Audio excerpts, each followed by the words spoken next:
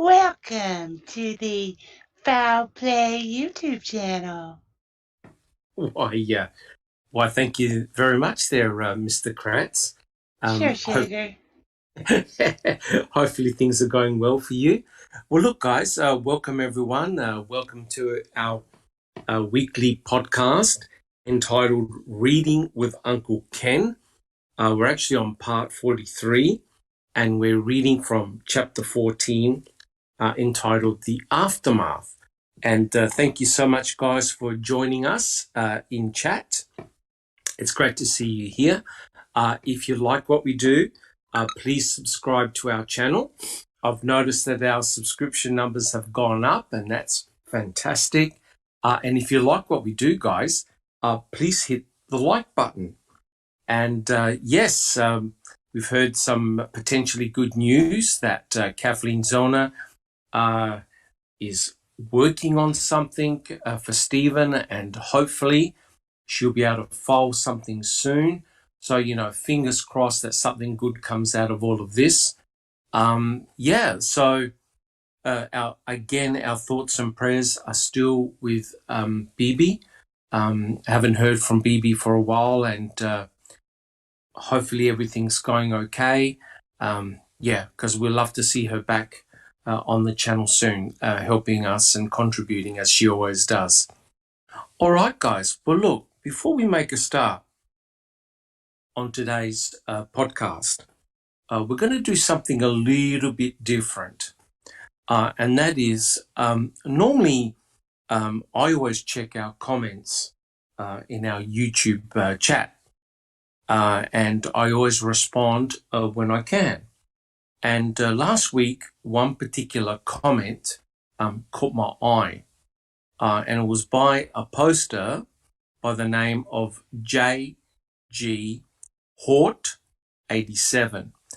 Now, Jack61, do you actually have a screenshot or anything like that of the chat? I'm going to pull up that page, the entire. It'll pop in there in about 5 seconds. Jack61, do you have anything? Awesome. All right. Sorry, Doc. I apologize. Yep. I forgot that I was muted. I was sitting here talking. I'm like, why aren't they answering me? Yeah, that's the entire page. Okay. So what I'll do, I've got my own screen over here. So this was a comment made on our last reading with Uncle Ken. So what we're going to do is we're going to just address some of the comments that were made. Now, I would dare say that J.G. Hort 87 is a guilter, and we respect that. And he was very civil in his responses and his comments. So what I'd like to do is to spend a little bit of time addressing his comments. And I think it is important because that's what we're here for. We're here for as researchers, and we're here to find the truth of what happened that awful day. Now, I like to say straight up front, Foul Play, everyone on Foul Play believes in the total innocence of Stephen Avery and Brendan Dassey. But still, there are many challenging questions that have to be addressed. And this particular poster, J.G. Hort 87, was kind enough to leave his comments, and I think we should address them. So I'm not quite sure whether you can see them on the screen, but I've got some comments here, Jack, which I'll read. This was his initial comment. J-Jax, do you actually have that on the screen at the moment? His very initial comment. I do. It's up there. Okay, the one that begins with "I'm sorry." That's his very first one. I don't think I can see that. Hold on. Okay. It's his very first one, very first comment. See, the very first one I see says DNA does not lie. Okay, he's deleted them. Are they live? It's there. You can see I'm it? sorry. Oh, there it is. Yeah. There it is. It's down Okay. below. I apologize. Yep, you got it? Yeah, it's Okay. there. All right, beautiful. Yeah. So I'm not going to read all of his comments out, but I just want to address a couple. If he comes on chat, he's quite welcome to put in his comments and suggestions. We're not here to censor anyone, right? So the comment that caught my eye, and I'll read it out. JG Haunt 87 writes, "I'm sorry, there is nothing here or anywhere that can negate the overwhelming forensic evidence alone." And, that's a really good comment, straight to the point, no mucking around. I just want to say that in this particular case, in the Stephen Avery, Brendan Dassey cases, it is the forensic evidence that attracted me to the cases, apart from the fact of all the shenanigans that took place. I still am and very interested in the forensic evidence. And one area of expertise that I'm interested in, or an area of expertise, my own special area, is DNA. I've worked in the field of DNA for around about 30 years. I was a professional molecular biologist who worked in several laboratories, predominantly at the University of Adelaide, and I taught biochemistry and molecular biology for 31 years, in which I taught many of the techniques that were used by Cherie Culhane. And in actual fact, my PhD thesis was on discovering molecular markers that showed genetic differences between individuals. And these molecular markers are what Cherie Culhane in part used to derive a genetic DNA profile of Brendan Dassey, Stephen Avery, Teresa Horbach, etc., etc. So it's an area that I'm very well versed in, and I've done PCR myself. I've taught it, so I am very, very interested in the forensic evidence. And look, I applaud JG Hort 87 for asking that question, and I'll repeat it again. Sorry, checking convictions. He's joined us in our chat. Oh, excellent, and welcome. And I promise we are going to be very civil to the best of our ability. And the important thing is that we welcome everyone. As long as you're civil, that's the most important thing. We can have a good, cordial discussion. Okay, so what I want to do is to read his next comment. J-Jax, if you could bring that one up. It starts with "at the time." Do we have that comment? It's a fairly long one. It says, "at the time, there was nothing for Brendan to know." I remember seeing that. Did I go back? Yeah, up for Yeah, you have to go back to it. Was There it is, right there. Got it. Yep. Okay. Now this comment here. This is the one that really interested me.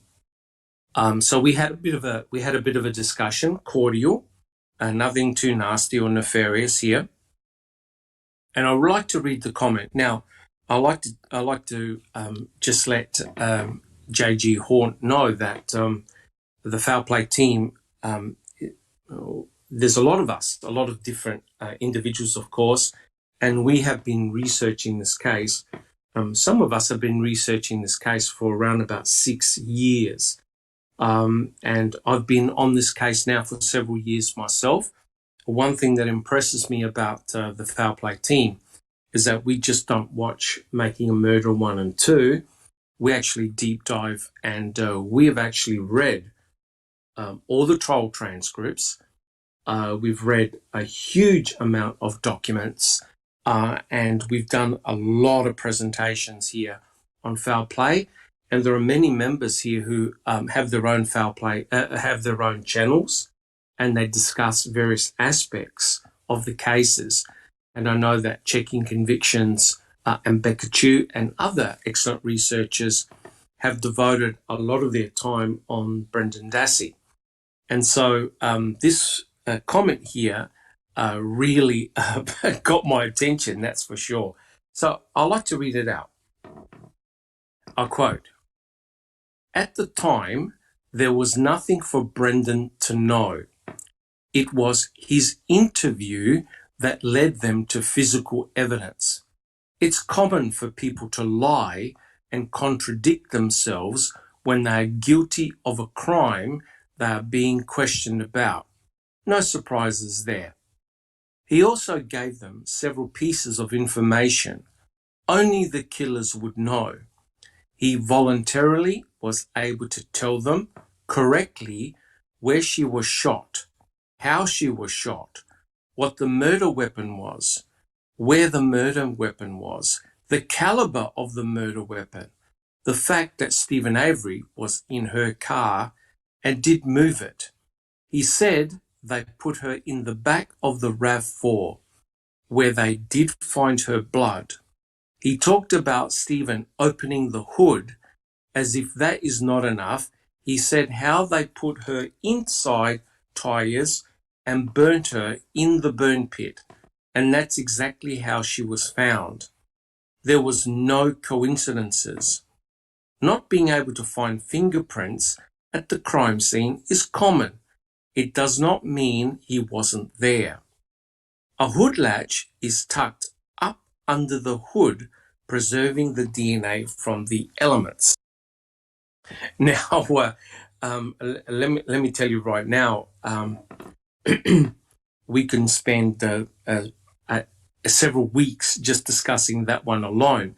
But what I'd like to do is, before we open it up to the panel and get the panel's thoughts, what I did yesterday is I reread the entire 152 pages of the March 1st interview or interrogation of Brendan Dassey. Now, Brendan Dassey, yeah, that's correct. That's correct. Don't worry, I've already lined up my therapist. Now, it is important if you're going to make comments about this case, anything about this case, you actually want to make sure that you've done your homework and you've read the primary material. And I think everyone on this panel here would agree with me that all of us have done exactly that. We've gone through the heartbreaking interrogations of Brendan Dassey. We've read them all, and and the hardest one really to swallow is the March 1st interrogation. Now, I'm going to spend a little bit of time talking about the main points of that interrogation. It is very important to realise that prior to Brendan Dassey talking to Fassbender and Wiegert, the state did not have a narrative of what happened to Teresa Halbach. I think that's pretty fair. Now, I realise that forensic evidence was found, damning forensic evidence was found against Stephen Avery, and only Stephen Avery, right? They found the RAV4 on his property, and inside the RAV4, you've got Stephen Avery's blood. There are 6 droplets of blood and blood flakes within the RAV4. At the back of the RAV4, Toyota RAV4, we have blood that belongs to Teresa Halbach. She also left her saliva in a cherry Pepsi can at the front of the Toyota RAV4, and she also left her touch DNA on the inner door handle on the driver's side. Her DNA was extracted from pap smear, and it was confirmed that the blood, saliva, and touch DNA inside that RAV4 belonged to Teresa Halbach. in Stephen Avery's bedroom, they found a key, and I put in quotations, they found a key. And on that key was Stephen Avery's DNA, genomic DNA, nothing else. There wasn't any DNA or fingerprints belonging to Teresa Hallbach, only Stephen Avery. They found number plates belonging to the RAV4, and those number plates, Cherie Cohen couldn't extract a sufficient amount of DNA on those number plates or fingerprints. So the number plates couldn't be connected to Stephen Avery. And of course, they found human cremains. These human cremains were partly found in Stephen Avery's burn pit, although what concerns me and everybody else on this panel is that there are no in situ photographs of these cremains that were removed from the burn pit. There was also no coroner to oversee the investigation and properly map out the human cremains. But that's an aside. So human cremains were found in Stephen Avery's burn pit. They were also discovered in Yunda burn barrel number 2. These were cut, burnt, fragmented human cremains in Yunda burn barrel number 2. And unfortunately, in the trial, the human cremains that were found in the Manitowoc County gravel pit were not discussed at all, minimally discussed, and Dr. Leslie Eisenberg refused to classify those cremains as being human. Also, in Stephen Avery's burn barrel, you have the electronics belonging to Teresa Hallbach. So, on the outset, it does look pretty damning for Stephen Avery, and everyone on the panel will agree that that's pretty damning evidence when you look at it. But there's a big backstory to this, and the big backstory, and it is an important one, was that Stephen Avery was involved in a $36 million civil lawsuit. And this civil lawsuit was against the county, the MTSO, Kaseric, and Vogel. And there were quite a few people that were being deposed. The last two individuals, Kaseric and Vogel, who were essentially responsible for putting Stephen away in 1985 for a crime he did not commit, so he was in prison for 18 years, they were about to be deposed. Well, lo and behold, just prior to them being deposed, Teresa Hallbach ends up missing, right? And on November the 5th, you have all the forensic evidence, or some of the forensic evidence, being found.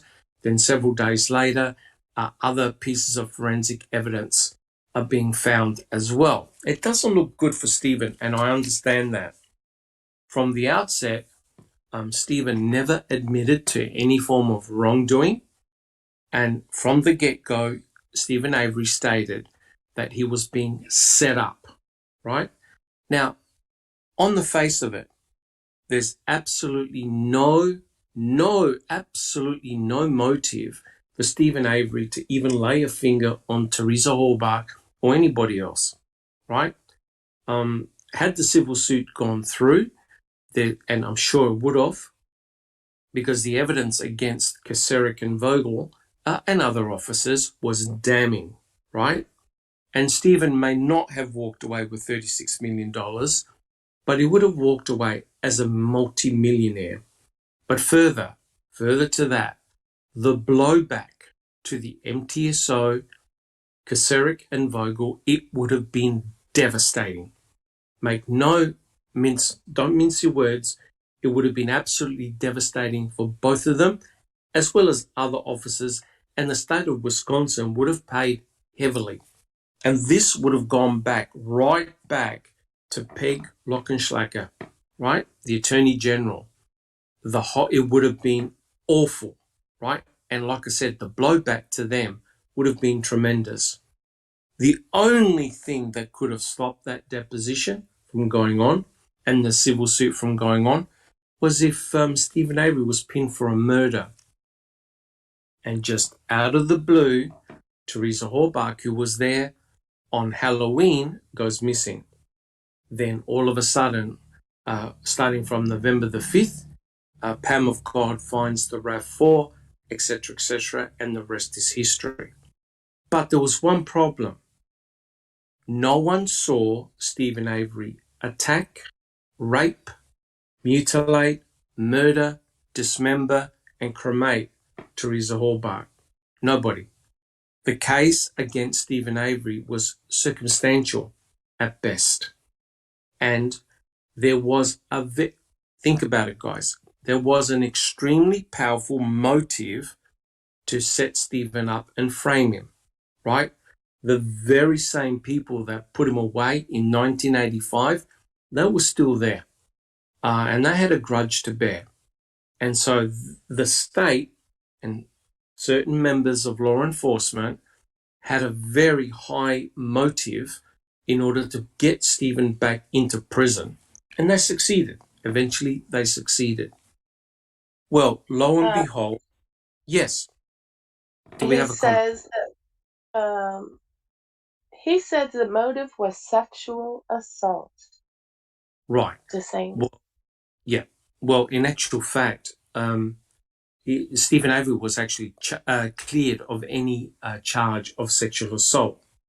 And the problem is you can't actually prove a sexual assault when you don't have a body, right? There was no semen, no vaginal stains, absolutely nothing that can connect Stephen Avery to a sexual assault of anyone, right? It's purely circumstantial. Now, think about it. Stephen Avery was always in contact with his fiancée, and he actually saw her, I think, in a few days' time, because she was in prison. And, you know, to try and think that Stephen Avery would try to sexually assault Teresa Horbach, there's actually no reason why he would do that. And there's actually no forensic or physical evidence that Stephen had committed any form of sexual assault on Teresa Horbach.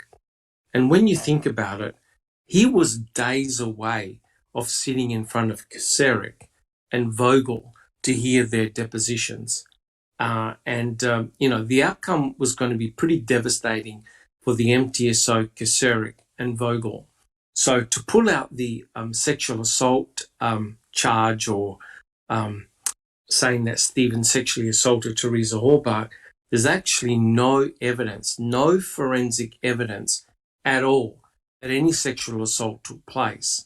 So, yeah, fine, you can speculate, but the state didn't charge him with that because the state could not prove that Stephen Avery had sexually assaulted Teresa Horbach or anybody else. He hasn't been charged with that. So, panel, are there any comments so far? Alice? Doc, JJ Horton 87 says that evidence was destroyed in the fire with her body. Right. Okay. Now, that's a very good point. Now, what you've got to understand is this.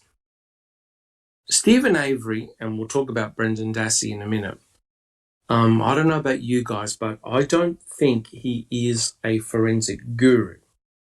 And by that, I mean have the ability to remove all forms of evidence from his trailer and garage. Jack 61. But he didn't. You know, we have to think about this. You know, if we're going to play that, you know, with this game, well, I'll say a game, it's fact. He didn't remove all the DNA. Remember, they found some of Jody's DNA. They found some of Stephen's, both inside, and they found some of Stephen's in the garage. So that's 100% correct. So if we'll talk about Brendan Dassey in a minute. But Neverly, do you have a quick comment? I just want to point out what I've been doing for the last 5-6 years. Where was the smell of something burning like a human body which is the most vile smell anybody could ever experience and never ever forget it. Correct. Where was that 100% happening? correct. 100% correct. Now, let's go through this and let's assume that this horrendous crime took place, right? Now, unfortunately, if you've ever seen crime scene photos of any type of sexual assault or a violent crime in which someone has had their throat cut, you know that you're going to leave behind forensic evidence, right? You're going to leave behind skin. You're going to leave behind blood. You're going to leave behind body secretions. You're going to leave behind hair. You're going to leave behind smells. You're going to leave behind a lot of forensic evidence. One of the things about leaving behind this forensic evidence is that there's going to be signs where it's obvious, where you can see body secretions, blood, etc., etc. And there's going to be trace amounts of blood and other secretions that you're not going to be able to see, right? Micro droplets, etc., etc. Now, you can argue, oh, well, you know, Stephen Avery and Brendan Dassey, they cleaned up the best they could, etc., etc. Except the forensic team went in both Stephen Avery's trailer and also the garage, and they literally tore it apart. Especially in Stephen Avery's trailer, they took away the wood paneling, they dismantled the bed, they even ripped up the carpet from the floor, looking for potential droplets of blood, anything. Throughout all their analysis, through all the analysis, the forensic team was not able to find one trace, not one trace of Teresa Hallberg inside Stephen Avery's trailer. Not one. Jack 61. And they removed some paneling. Plus, also, we can't forget, they didn't find one molecule of Brendan anywhere. Nothing. That's correct as well. So this is before they even knew about Brendan Dassey. So there was no evidence of Teresa Hallberg anywhere. And trust me, they would have looked. They would have brought in their lights. They would have checked from top to bottom, right? You can potentially use a carpet cleaner, but you're not going to be able to extract blood that's deep down in the carpet. And they actually ripped up the carpet and they checked to see if they could find the presence of any pooled blood. There was none. There was no blood at all. And when you consider the horrors that allegedly took place to Teresa Hallberg, there would have definitely been forensic evidence left behind in that trailer. Sammy. What I want to say is, you know, even before the burning of the body incident and all of that, had there been a sexual assault and she had been put into her RAV, as people have been saying, that evidence would have spread all over to other places, not just her body.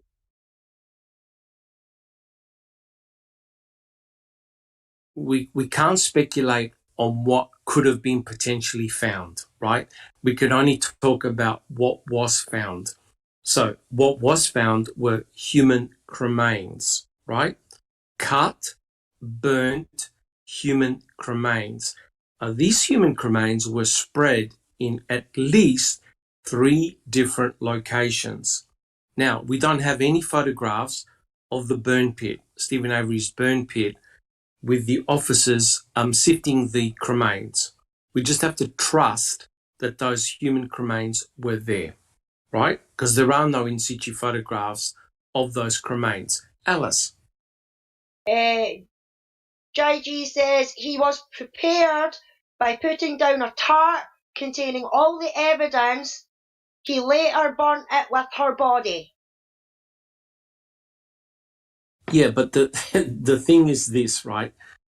If you're dismembering somebody, you can't control where body fluids and bloods end up going. And furthermore, the entire garage, sections of the garage were actually jackhammered looking for the presence of blood, right? They found none of Teresa Hallberg's blood, not only in the trailer, but also in the garage. They found no physical evidence that Teresa Hallbach was ever inside Stephen Avery's trailer, nor his garage, right? And think about it. If you're committing such a violent crime, or where you're slashing somebody's throat, you're stabbing them in the stomach, you're cutting parts of their hair off, you are going to leave trace evidence, right? And there was no evidence at all that the bed, the sheets, the mattress, the box springs were burnt. There's no evidence at all, right? And so the forensic team, they checked everywhere. They checked the trailer. They could not find any evidence of Teresa Hallbach in the trailer nor the garage. And as Jack 61 pointed out, if you think that, oh, that's because Stephen Avery cleaned up, they actually did find traces of his own DNA, Stephen's DNA, on handcuffs, cuffs, which are toy cuffs, right? Toy cuffs. So Brendan, and we'll talk about Brendan in a second, Brendan alleged that he saw Teresa Hallbach chained up to the bed, which means that if you've got handcuffs on, you're moving in them. You're going to deposit a huge amount of your skin cells, blood, and other body secretions on the cuffs and on the bed head. There's no doubt about it.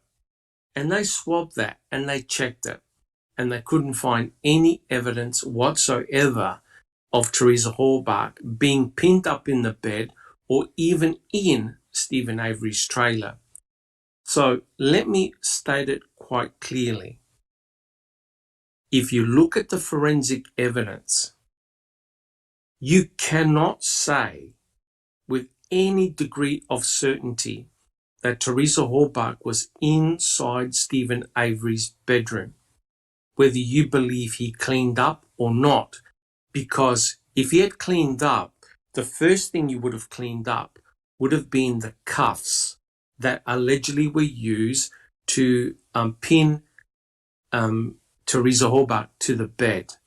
The mere fact that they did find Stephen Avery's DNA on the cuffs proves, as Jack 61 said, that Stephen Avery did not clean up his room whatsoever. Jack 61.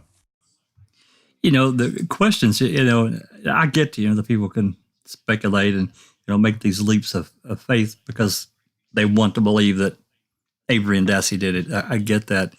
But, when you just believe it on faith and you can't actually prove it, you can't take it in court and say, here's the photos of all the bones we allegedly found in the burn pit, because they didn't take any. Well, why not? Why didn't they take any?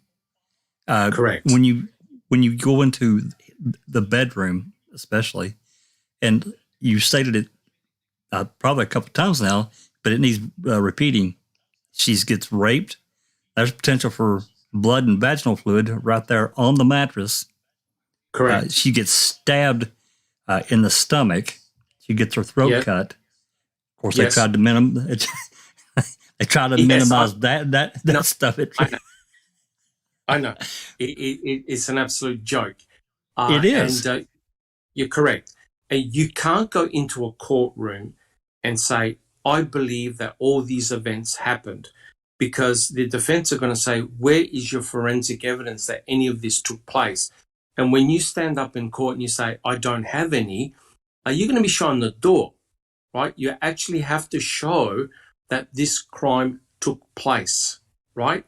So again, you've got a diametrically opposed situation here. You either go for the fact that the evidence was planted against Stephen Avery, and I agree. Some of that forensic evidence is troubling. I do agree. That's what we're here for. That's what we're trying to find. We're actually trying to find the truth, what happened here.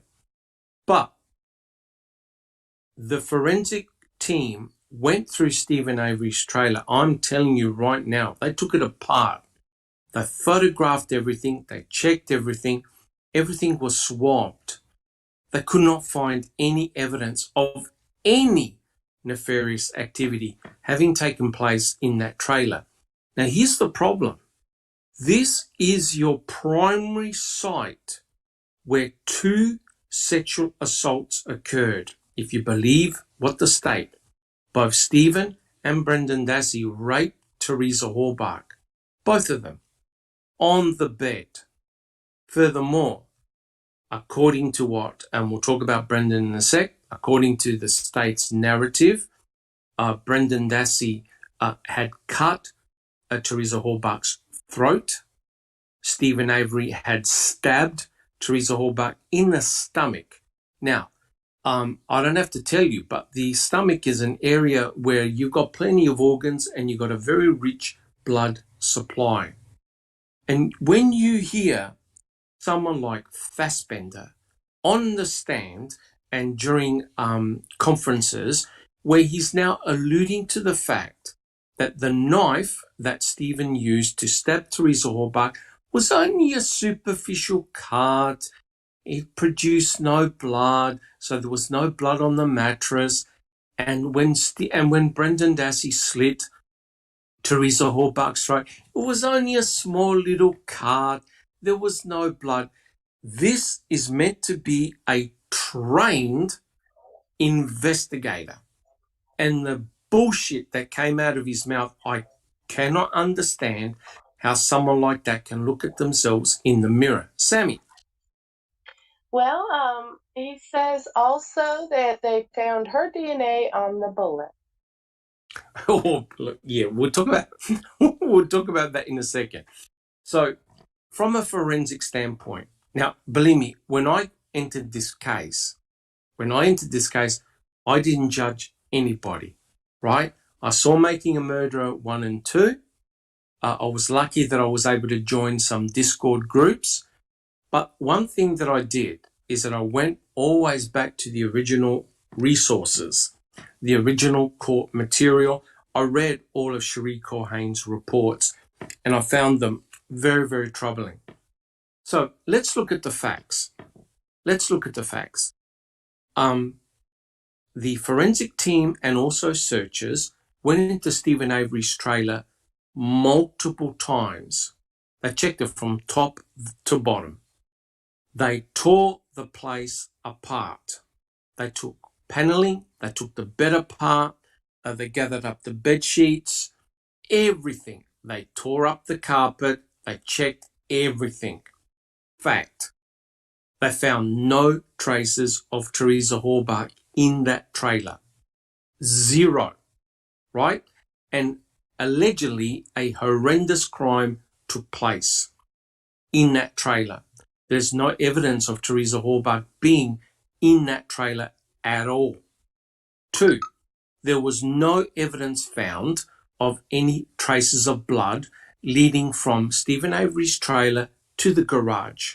Because according to what Brendan said, they had moved Teresa Halbach from the trailer to the garage and she was either dead or not dead.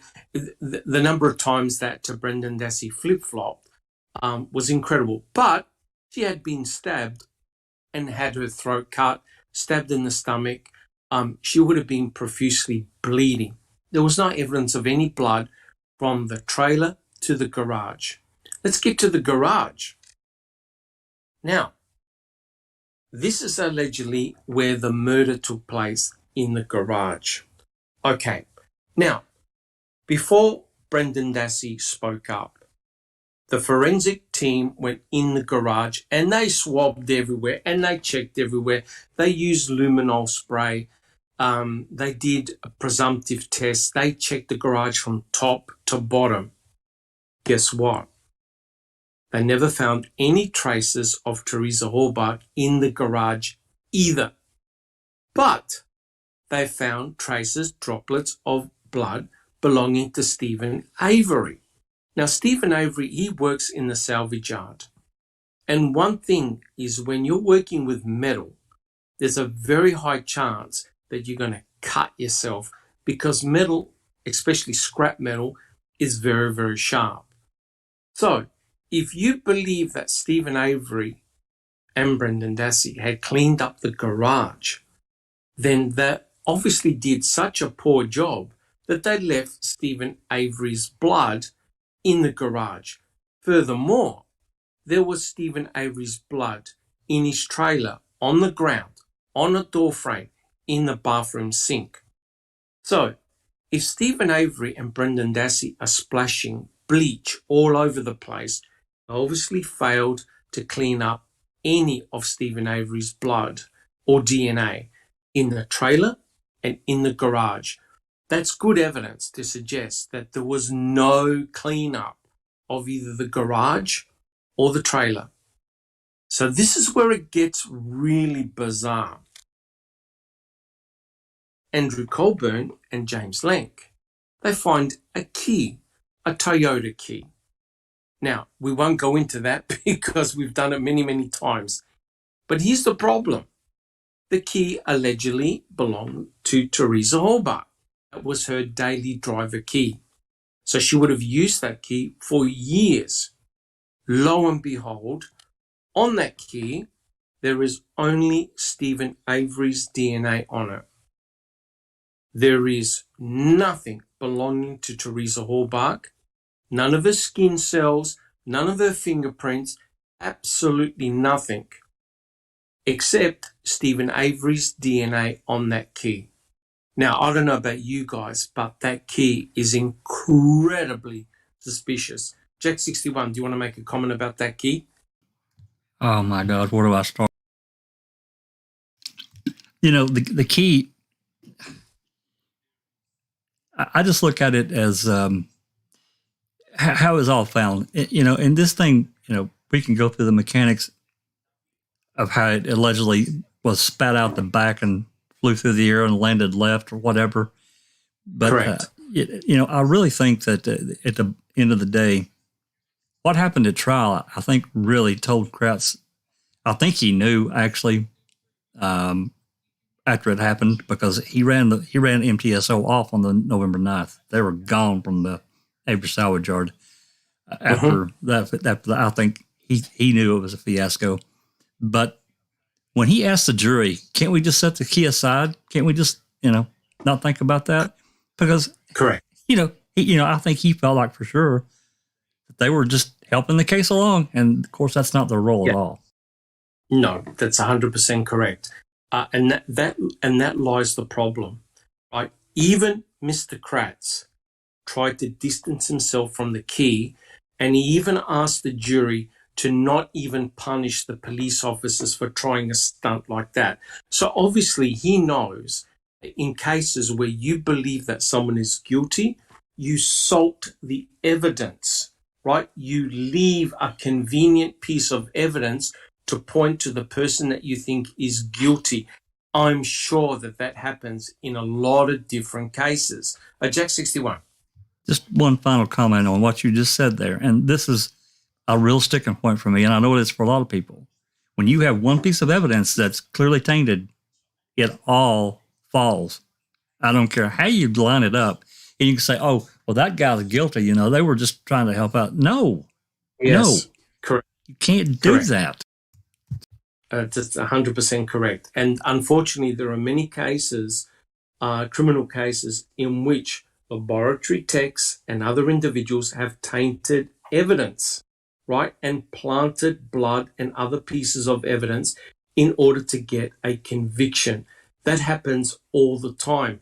And if you believe that this doesn't occur, then you're living in Disneyland, right? Unfortunately, some cases are very difficult to try and prove the guilt or otherwise of a particular suspect. So what happens is that law enforcement and laboratory techs, they taint forensic evidence. The key is just so ridiculous. Now, you don't clean a key, right, to remove Teresa Hallbach's DNA and then touch the key yourself and leave your own DNA on that key. And when you think about it, Stephen Avery does not need a key in order to move the RAV4.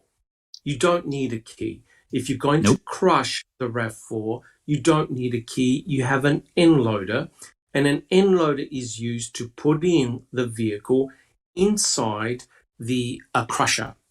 And let me tell you right away, even if you crush a vehicle, you will not remove the forensic evidence from that vehicle. And just to prove it, when the fire brigade team went to the Avery salvage yard, back me up, guys, but they opened up every crushed vehicle, correct or not correct? Correct. All 4,000 of them. Yeah. All vehicles were open, including the crushed ones. So even if Stephen Avery had crushed the RAV4, it would have taken a scent or cadaver dog 30 seconds to discover that Teresa Halbach had been crushed or her cremains or body, whatever, was in that vehicle, right? So crushing the vehicle would not have removed the forensic evidence from that vehicle. The key, and I'm sorry, J.G. Horton, 87, the key is the absolute clue that evidence was planted against Stephen Avery. For a start, he didn't need the key. You don't need a key in order to lift up a car with an end loader and crush it. And two, Stephen Avery would not clean a key and then touch it with his own fingers and leave his own DNA and place that key within his own bedroom. His bedroom Okay, had so he's asking. Yes. He's asking. So why did it take so long for them to find it if they planted it? That's exactly that right there says it all, because it was not in the picture until that last day when they found it. It was introduced into the scene. That's Okay. the way They I needed time to believe. plant That's my it. Correct. Before I ask my panel, speculating. Yeah. thank you. J.G. Hort, 87, think about this. The investigators went in his trailer 7 or 8 times. They tried to find any traces of Teresa Halbach, and guess what? They found 0. Now, are you going to now let off Stephen Avery off the hook, or are you going to try and plant something belonging to Teresa Halbach to say, oh, see, yeah, she was here? It's obvious that that key is so planted, and that's why you don't find the key immediately. The key was introduced because clearly the forensic guys could not prove Teresa Halbach had even stepped foot in his trailer. And all of a sudden, out of the blue, think about it, the 2 officers that were deposed in Stephen Avery's civil suit just happened to be the finders of the key. And Kercharsky, who was meant to be supervising them, was sitting on the bed, the same bed where Teresa Halbach was killed. Now, do you find anything odd with that? Alice. Yeah, I mean, the whole thing's odd. I mean, where I'm saying, with J.G. Horton saying, so why did it take so long for them to find it if it was planted? Well, why did they not find it on the 7 searches that they did before? Why did they not find it when they did the videos before? Why did they not find it on the past 7 searches when they were taking photos and when they were in Stephen's room and lifting up letters and saying, oh, well, he's not gone to that then? I mean, you've got to think of it not just on that basis, but put the shoe on the other foot as well. You know, why did they not find it? And as we've said before, officers took the stand and said that he did not see that key lying on that floor. Correct. And another thing that bothers me about this whole case, especially when it comes to guilters and everything like that, is they're quick enough at picking up on silly things like the so-called tarp that she's supposed to have been killed on and rolled up in and everything like that. Why are they not asking the questions of why were these officers that shouldn't have been on that property or have anything to do with that property finding their so-called evidence that has convicted Stephen and Brendan? You know what I mean? Ask the proper questions to find your answers. You Correct. know, I mean, the tarp story and everything like that. There is too many things. I mean, if she was stabbed, shot, raped, and everything on this tarp, and they rolled her up in this tarp, and they moved her from the bedroom to the garage or the car or whatever, where is the trail of blood that would have fallen out of this piece of tarp when they were moving the body? It is non-existent. The tarp is non-existent. If it was burnt in the fire, it's got metal holes on it. So where are the metal holes that would have the rest of the plastic round about the holes would have burnt away? Where are the holes? It's not there. Correct. The only metal thing that they found in that fire were rivets for a pair of jeans, which could have been an old pair of jeans belonging to Joe Day that he flung away. And I think you're tire asking wire. about grommets. You're asking where's the grommets, right? Yeah, exactly, Sammy. I mean, it's like, well, we call them wee holes because the tarp that we get has got like holes in it where you can put something through it to tie it round, you know. So those metal bits would not burn in the fire. So where are they? There's no reports of it, and there's none in evidence. So the tarp story is a load of rubbish. Correct. Okay, I just want to say that he also said there was so much evidence found they would not even need the key. Well, I'm asking you be more specific, please, because if you really look at this case, sorry, but there's no real evidence. Correct. Well, I mean, this was a big problem for the state, right?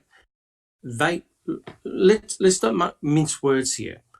They went in there looking for evidence of Teresa Halbach being inside that bedroom. Stephen Avery's bedroom is tiny, right? And unfortunately, the Ken Kratz had to keep on using the excuse, oh, well, you know, the searchers went in there, they were looking for a body. Well, trust me, and I think it was Lenk and Colburn during the week before the RAV4 was discovered, and I think it was Remiker as well. They went in there. They looked. They couldn't find anything nefarious. There was absolutely no evidence of any crime. They never said, oh, look, we smell chlorine or we smell cleaning products, we smell this, we smell... There was nothing nefarious to indicate that Teresa Halbach had been in there. So you could imagine that the investigators would have been very, very frustrated. All of a sudden, out of the blue, out pops a key. Now, if you believe that the key was planted, that means that every other piece of forensic evidence is in doubt. I'm sorry, but that's how it works. If you plant a key in order to secure a conviction, then every piece of forensic evidence has to come into question. Jack 61. I have a challenge for our guest, and you know, he doesn't have to do it right now, but you know, as he's doing his own research into this, I challenge him to go find another case where the police are allowed to go in and search someone's house, property, dwelling more than they might get in twice, maybe, but generally one time, and that's all. They're done. Now, they went into his trailer multiple times, at least 7 times that I'm aware of. Correct. Because Jack 61, and we all know, they were frustrated because they could not find any evidence of a crime. That's now, right. We've seen hundreds of crime films and documentaries. I'm telling you, any crime involving a violent sexual assault, you cannot hide it. There will be trace materials found on the floor, on the walls, on surfaces you wouldn't even think about looking. And that's why they use special lights to look for things like body secretions, especially evidence of blood, things like that. And they would have been very frustrated because they had to admit they could not find any traces of Teresa Hallbach anywhere in that trailer, right? And that's the important thing. Furthermore, they checked the garage. They could not, this is initially before talking with Brendan Dassey, they could not find any traces of Teresa Hallbach in the garage. Now, allegedly, what took place in that garage was horrendous. And again, there is no way you can clean up microspray of blood. Neverly. One simple question for our guest, which is the statement that Fassbender made to Sherry Culhane when he left a message, put her in the trailer or in the garage. How do you feel about that statement? Is that okay with you? Or is that a little bit like suspicious that lead investigator is telling the DNA specialist to make sure to put the victim in the suspect's place, whatever? Correct. And that's a very good point, Neverly. And that was actually brought out during the trial. The look on Ken Kratz's face said absolutely everything. They got caught. Yeah, sorry, Doc. I've just seen JJ Houghton say they did find grommets in the burn pit.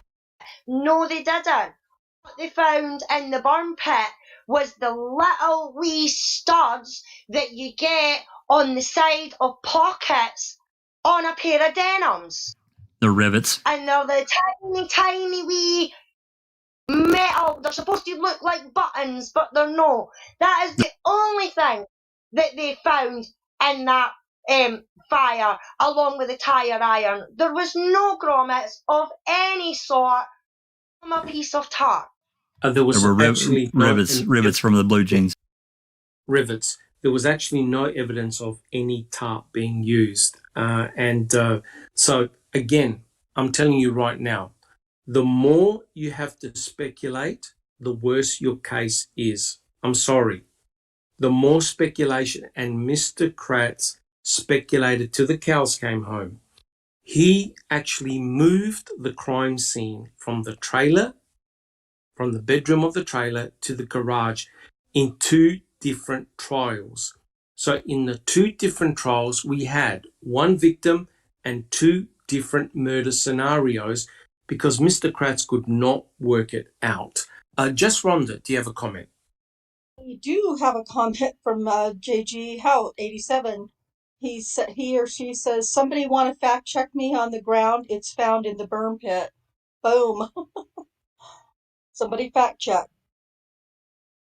I think we've already fact checked everything that can be fact checked in this case. I would say that, we've got photos of everything that we've been allowed to have, and I don't remember seeing any grommets in any of the Wisconsin State Patrol Reconstruction Unit photos or any others. I have seen photos of the rivets. No grommets. No grommets. No grommets. No tarp. Nothing like that at all. This is where now I have to talk about Brendan Dassey. All right. Sorry, Jack 61.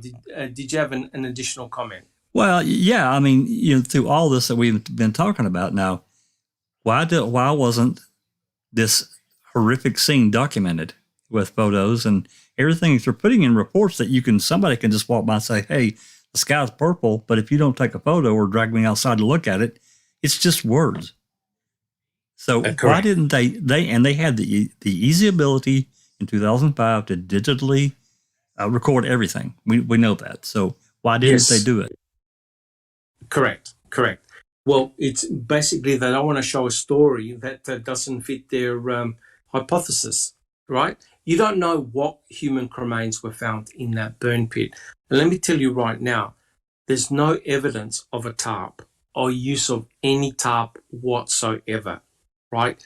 You can't speculate. I mean, Stephen Avery uses the burn pit for burning garbage and other bits and pieces. There's no hard evidence at all that a tarp was used. And if you think that a tarp was used, how is a tarp bulletproof? how's it going to prevent the leakage of blood and other bodily fluids, right? It's not going to happen. Jack 61. Doc, we also can't forget about Dr. Eisenberg's chicken bone. Just saying. Correct. 100% correct.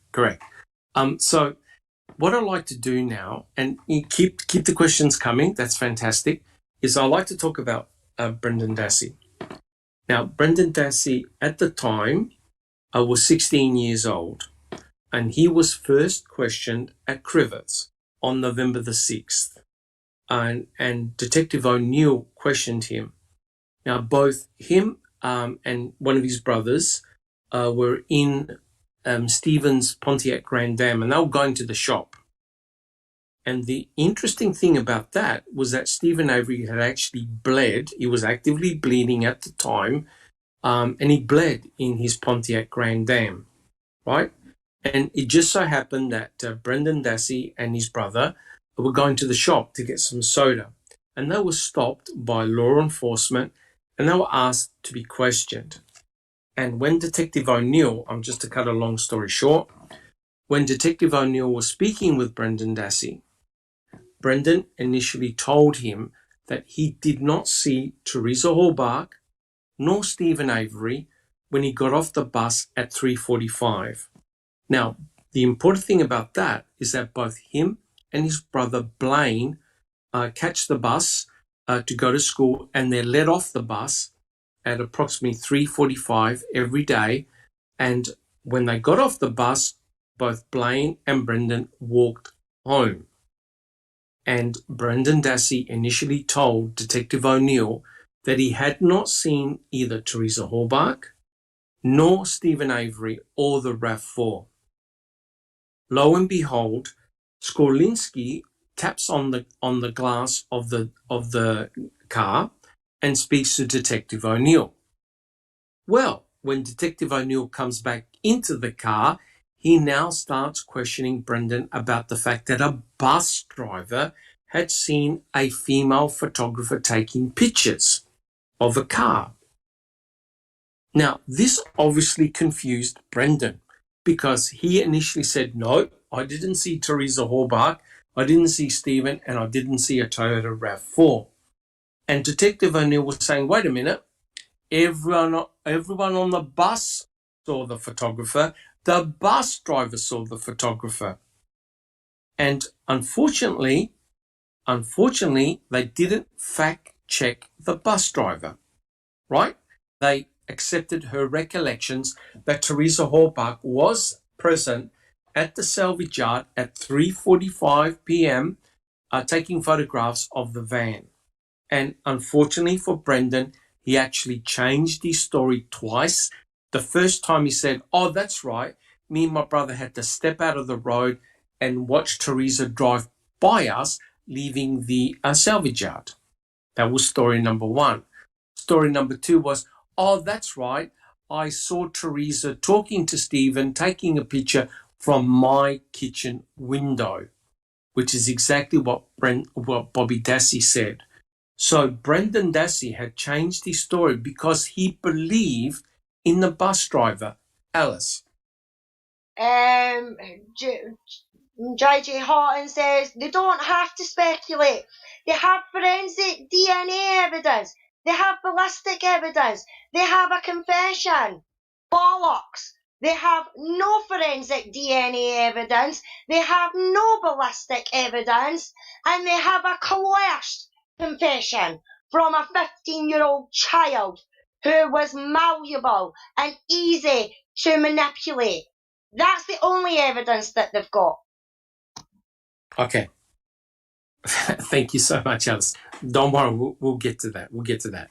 So, obviously, Brendan Dassey now became a person of interest because he now directly connected himself by saying he saw Teresa Hallbach. But there's one problem. He said he saw Teresa Hallbach at 3:45 p.m. Well, according to Bobby Dassey and Stephen Avery, Teresa Hallbach was there at about 2:30. And according to Stephen, she left about 5 minutes or so later. So we've got more than an hour time difference between what Brendan said to what Stephen Avery and Bobby Dassey have saying, right? So there's a big issue straight away. All right. So as we know, Brendan Dassey was then spoken to by Fassbender and Uyghur, the two investigators, lead investigators in the case. I want to talk about the March 1st, 2006 interrogation.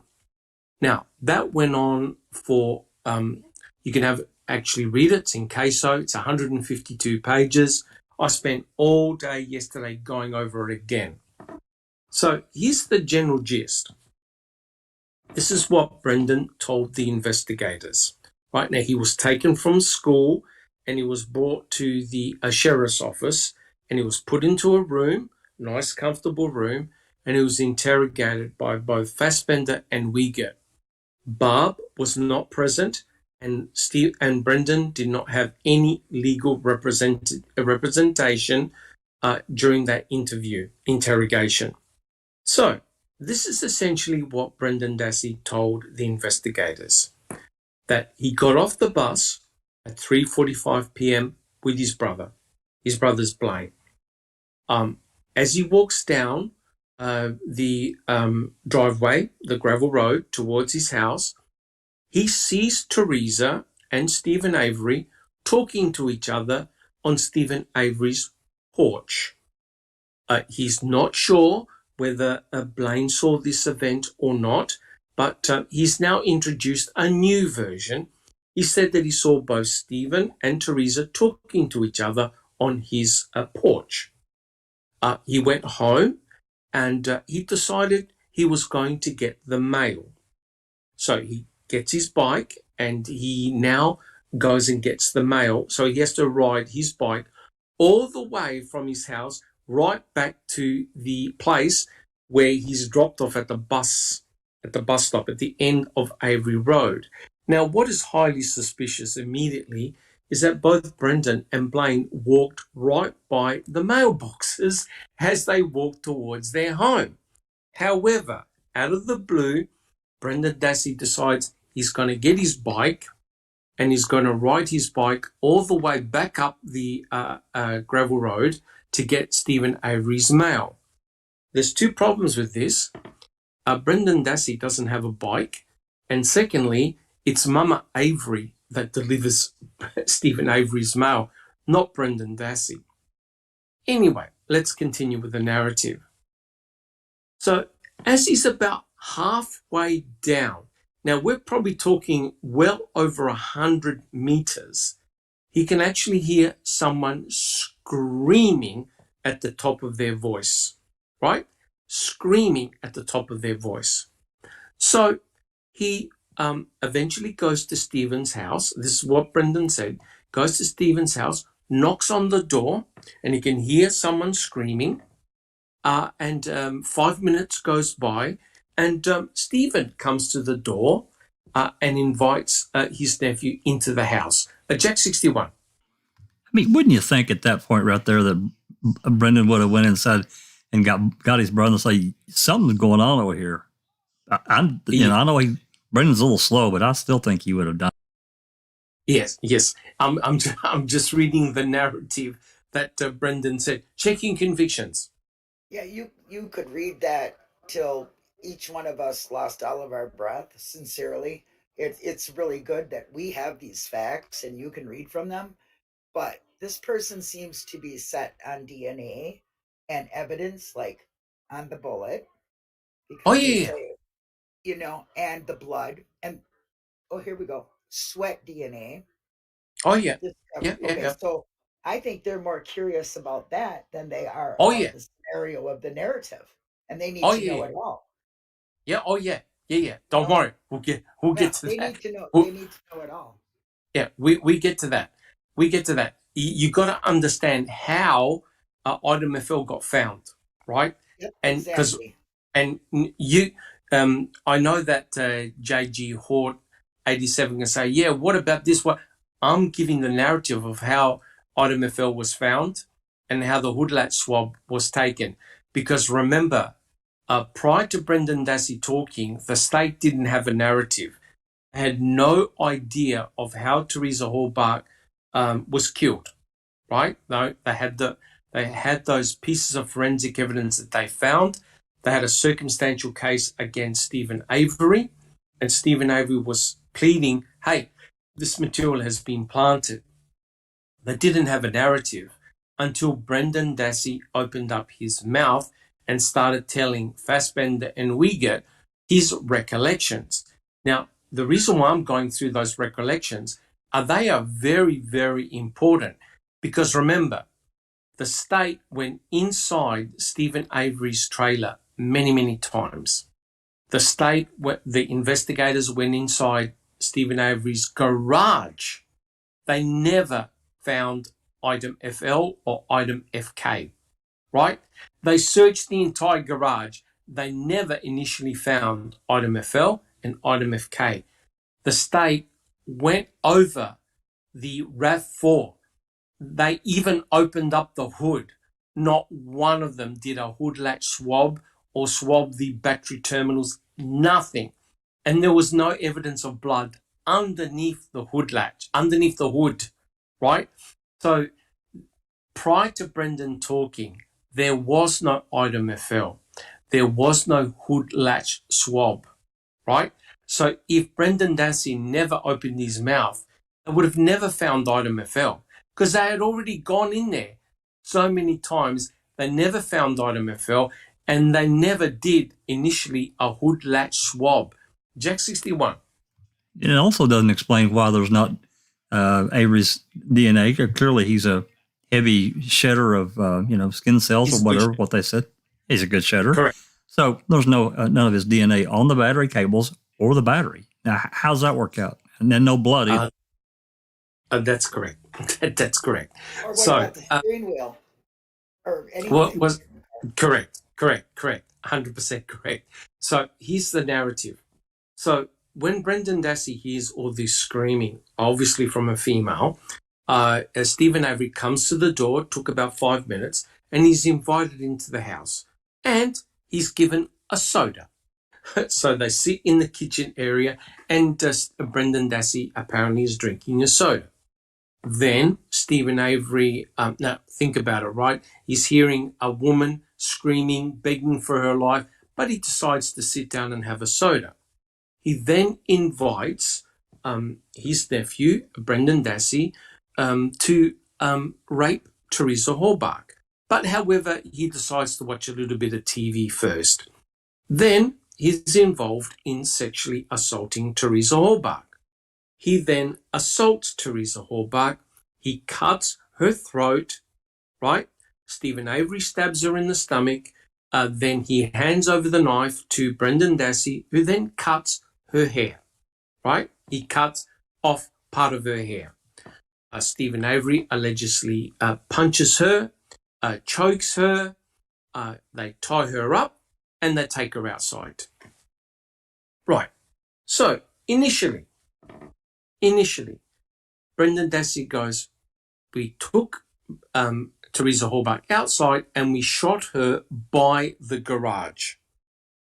Not in the garage, but by the garage. And clearly the investigators at that stage were going, oh, no, that can't be right. Something happened in the garage. So eventually Brendan changed his story to say, oh, that's right, we shot her in the garage. Now, here's where the problem becomes even more bizarre. So they get Teresa Hallbark, they back in her RAV4 into the garage. Despite the garage being full of stuff, they somehow back the RAV, and no one else has noticed the RAV4 on the property. They reverse the RAV4 into the garage.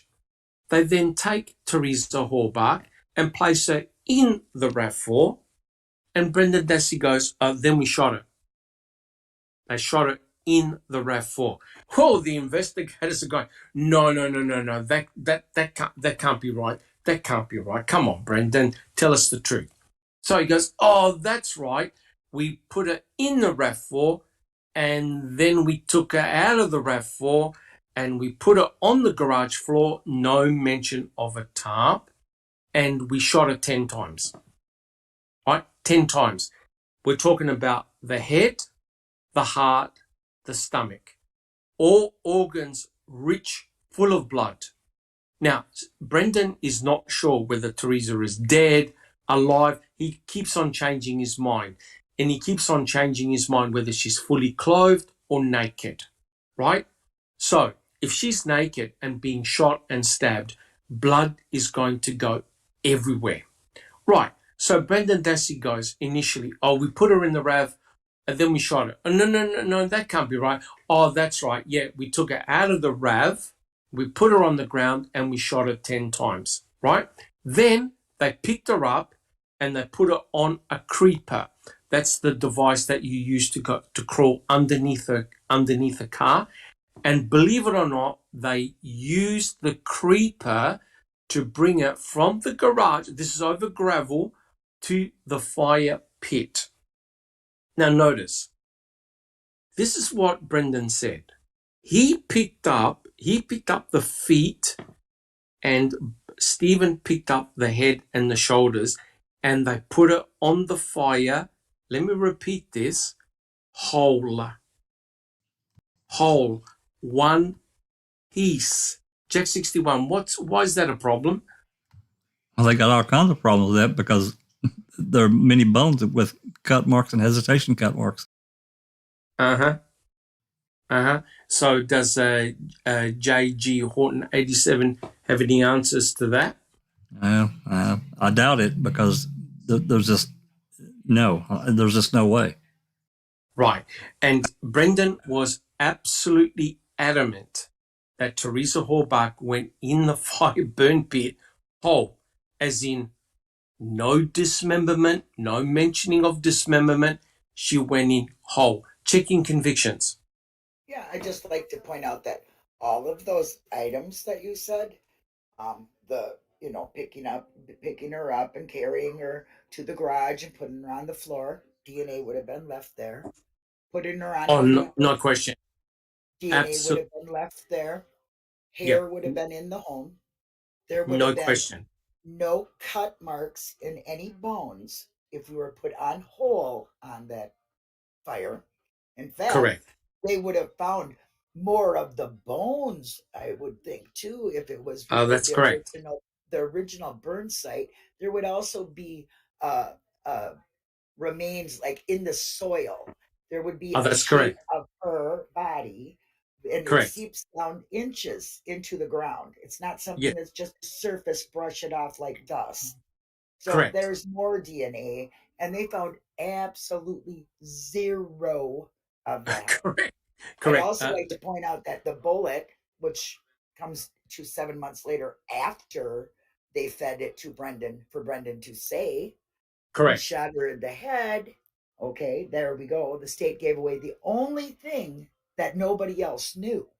So that's put in there. Then they went and found a bullet. Okay, so that's very, suspicious. But on the bullet, on this sweat DNA or this other stuff that you're talking about, first of all, there was none of it. Zero of Brendan's.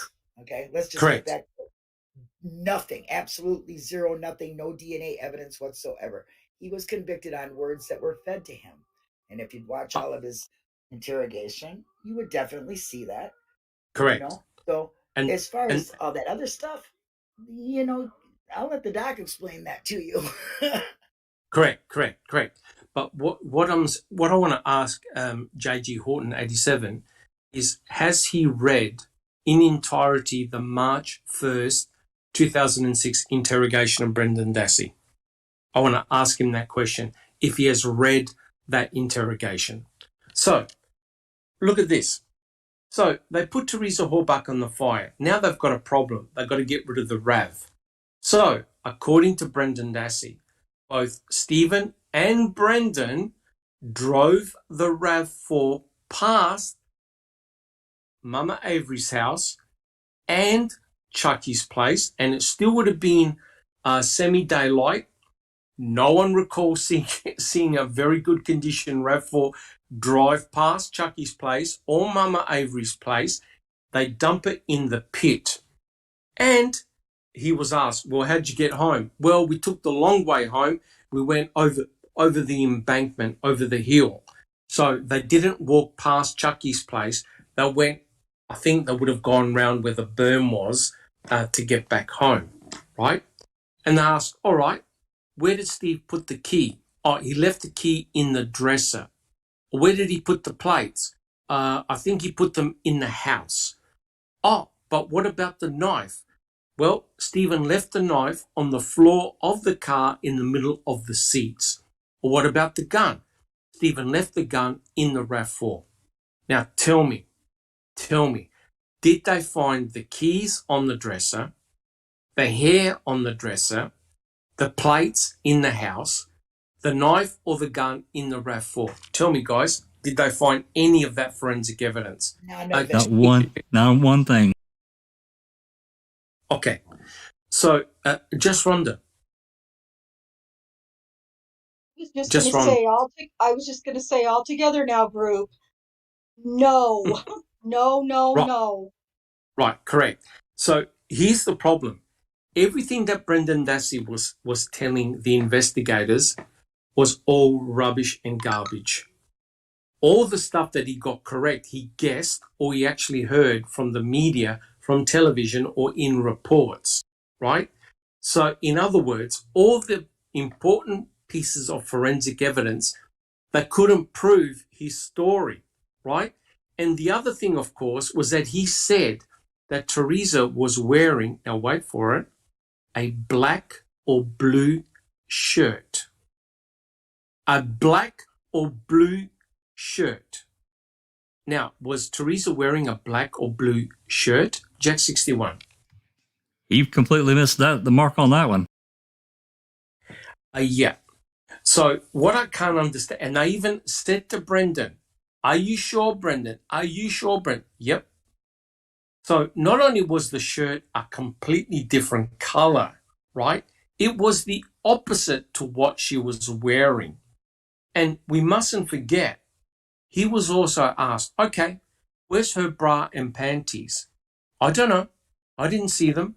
So despite Brendan saying, oh, yeah, Stephen and I picked up her clothing and we burnt them in the burn pit, at no stage did Brendan ever mention seeing Teresa Hallbach's bra or panties, right? His story, had Brendan been put on the stand during Stephen's trial, what would have happened to him? Can anyone hazard a guess? What would the defense done to Brendan? In Avery's trial? In Avery's trial. Oh, my God. They would have completely destroyed it. Completely. Yep, correct. So I just want to summarize here. Stephen Avery also had two phone calls at 5:36 and 8:57, which just happened to be vital times during the raping, murder, dismemberment, burning episode of Teresa Hallbach. He had two 15-minute conversations with Jody. These were recorded police calls, right, from the jail. Now, this is very troubling because if you listen to those calls, they're idle chit-chat. They're rubbish. Does Stephen Avery sound distressed? He just raped a woman. He just beat up a woman. He chopped her up and cremated her, and he's talking to Jody as though nothing has happened, right? And even Jody said, hey, I would have known if something went down, and he sounded completely normal. Mr. Kratz, to get away with this problem of how in the hell can someone do these horrible events? How can someone talk normally for 15 minutes twice? He said that Stephen Avery was multitasking. Okay? Multitasking. In other words, he was carrying on with all these violent activities while calmly talking to Jody. Would anyone like to make a comment? Jack, anyway, Wait, inexplicable Susan. He also said that it was very suspicious that Stephen didn't even mention Teresa Halbach That's had correct. come That's that correct. day. That's 100% correct, right? Yeah. So in other words, the state scenario is getting more and more bizarre by the minute. And the other important point is this. Brendan Dassey, when he went inside Stephen Avery's trailer, he was asked when he walked into the trailer, could you see Teresa Halbach? Yes, I can see her down the hallway. She was pinned to the bed. Jack 61, what's wrong with that statement? The bed wasn't there. There's no way you could see it. Yeah, there's a minor problem. The bed was turned 90 degrees, and so was every other component in Stephen Avery's bedroom. Brendan Dassey got the orientation of the bed wrong. Now, you might be saying, oh, yeah, but Stephen, he changed the whole room. Well, for a start, no one saw him change anything in the bedroom. And how do you put dust back so it doesn't look disturbed? Jack 61. And that's not possible either, which brings up the dust-free bullet that they found, but that's a different story.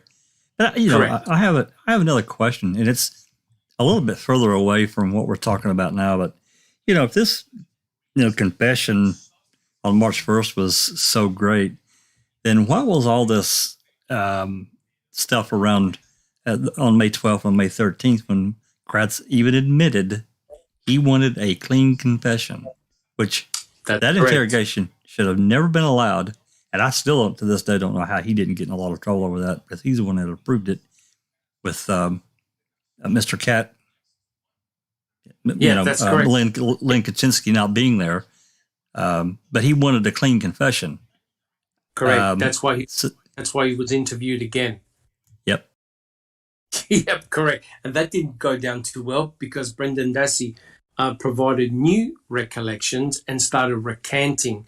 And that was a disaster for the state, right? Huge disaster. Alice. Thank you, Jack 61. Alice. Yeah, JG says they use tires. Tires burn hard enough to destroy a body. Right. Well, sorry, check. Yeah, sorry, Alice. Keep going. I'm sorry, but for one, tires burning, the smell is honking and it travels and everybody round about would have smelt it. A body smells when it's burning. The flesh, the fatty tissue, everything smells and it would travel for miles. There was no fatty residue that you would get from a normal body burning or anything like that. So that, to me, is not true, Jade Hot and 87. They might have burnt tires, but they did not burn tires to burn a body. That's correct. And that's correct. And one, if I could just add very quickly, Kathleen Zellner hired a forensic fire expert, Dahan, I believe his name was, and he essentially calculated that there was not enough fuel to burn a body. Now, you got to understand, yes, you can burn a body. There's no problems about that. The condition of the cremains was if someone had actually placed a human body in a crematorium. That's the main problem. If you had seen body parts with still bits of flesh on there, the skeleton was essentially intact, then you can say, yep, there was a human body burned in that burn pit. There's only one problem with your theory, actually several problems with your theory, JG Horton, 87, and that is, one, there was no pyloric residue found in the burn pit. When you burn a human body, you produce a black goo. That's because of your fat and your organs. There was no black goo found whatsoever. Secondly, there was no tire rubber residue present on the bones, right? Because if you're saying that a human body was burned with tires, there was no smell of burning tires and there was no rubber residue on the cremains. You have a look at them. They're clean, right? And also, in order to burn a human body, one thing that you need to burn a human body down to small fragmented cremains, you need a massive amount of fuel. And so you need a high fuel load. There's no evidence of a high fuel load there at all. And Barb used to complain that when Stephen burnt tires, the black soot would actually adhere to her house, to her trailer. There was no evidence of that whatsoever. And no one smelled black soot, tires, and nobody reported smelling a human being roasting in the burn pit. So while you can speculate that a human being was burnt there, you actually have to provide physical evidence, physical biochemical evidence that a human being was burnt in that small, tiny, open burn pit that would have needed at least 9 hours and a huge fuel load in order to cremate a human being to small bone fragments the size of your thumb. Now, like I said, if you had seen a human skeleton in there with some tissue, the whole human body in there burnt, then yeah, you can say, jeepers, Teresa Halbach was cremated there. The mere factor that you find some elements of human cremation, because remember, the whole human body is not present, and 60% of the skeletal remains are gone. 35% of the skull was found. Where's the rest of it? Checking convictions. Yeah, I just cannot ignore his comment right now. I'm sorry to go off track a little bit, but he's talking about Brendan's confession, 3 different occasions, and all were recorded. Absolutely wrong. First of all, there was Fox Hills. Let's not forget that. Okay, we do not have any idea what Correct. took place in that, and it is very suggested that he was watching a movie, and even Fassbender or Wiegert, I can't remember, say, remember the movie, play the movie in your head, or something like that on them terms. Correct. So Correct. we have no idea. So you are wrong there. Okay.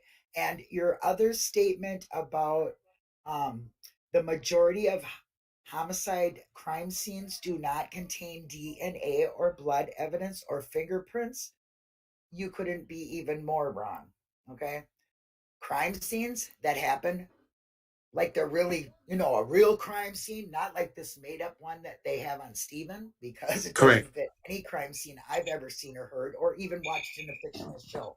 Okay. Correct. So, there's crime scenes. You get shot in the head. There's blood splatter. Even if you wash it, they come back with luminol and they find it. Yes, they do. Somebody's hair, you're going to find hair. You might not be able to identify that hair because it doesn't have the root, but you will find hair.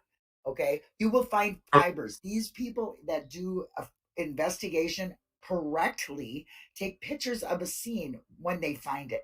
They have people going with them with suits on and going around and picking up every little fiber and taking pictures of it. They do not take a bobcat to a fire pit and dig for it to find bones. That is absolutely the most ridiculous thing I've ever heard. So maybe I suggest that you really get some straight facts before you make statements like that, because it's very untrue. Correct.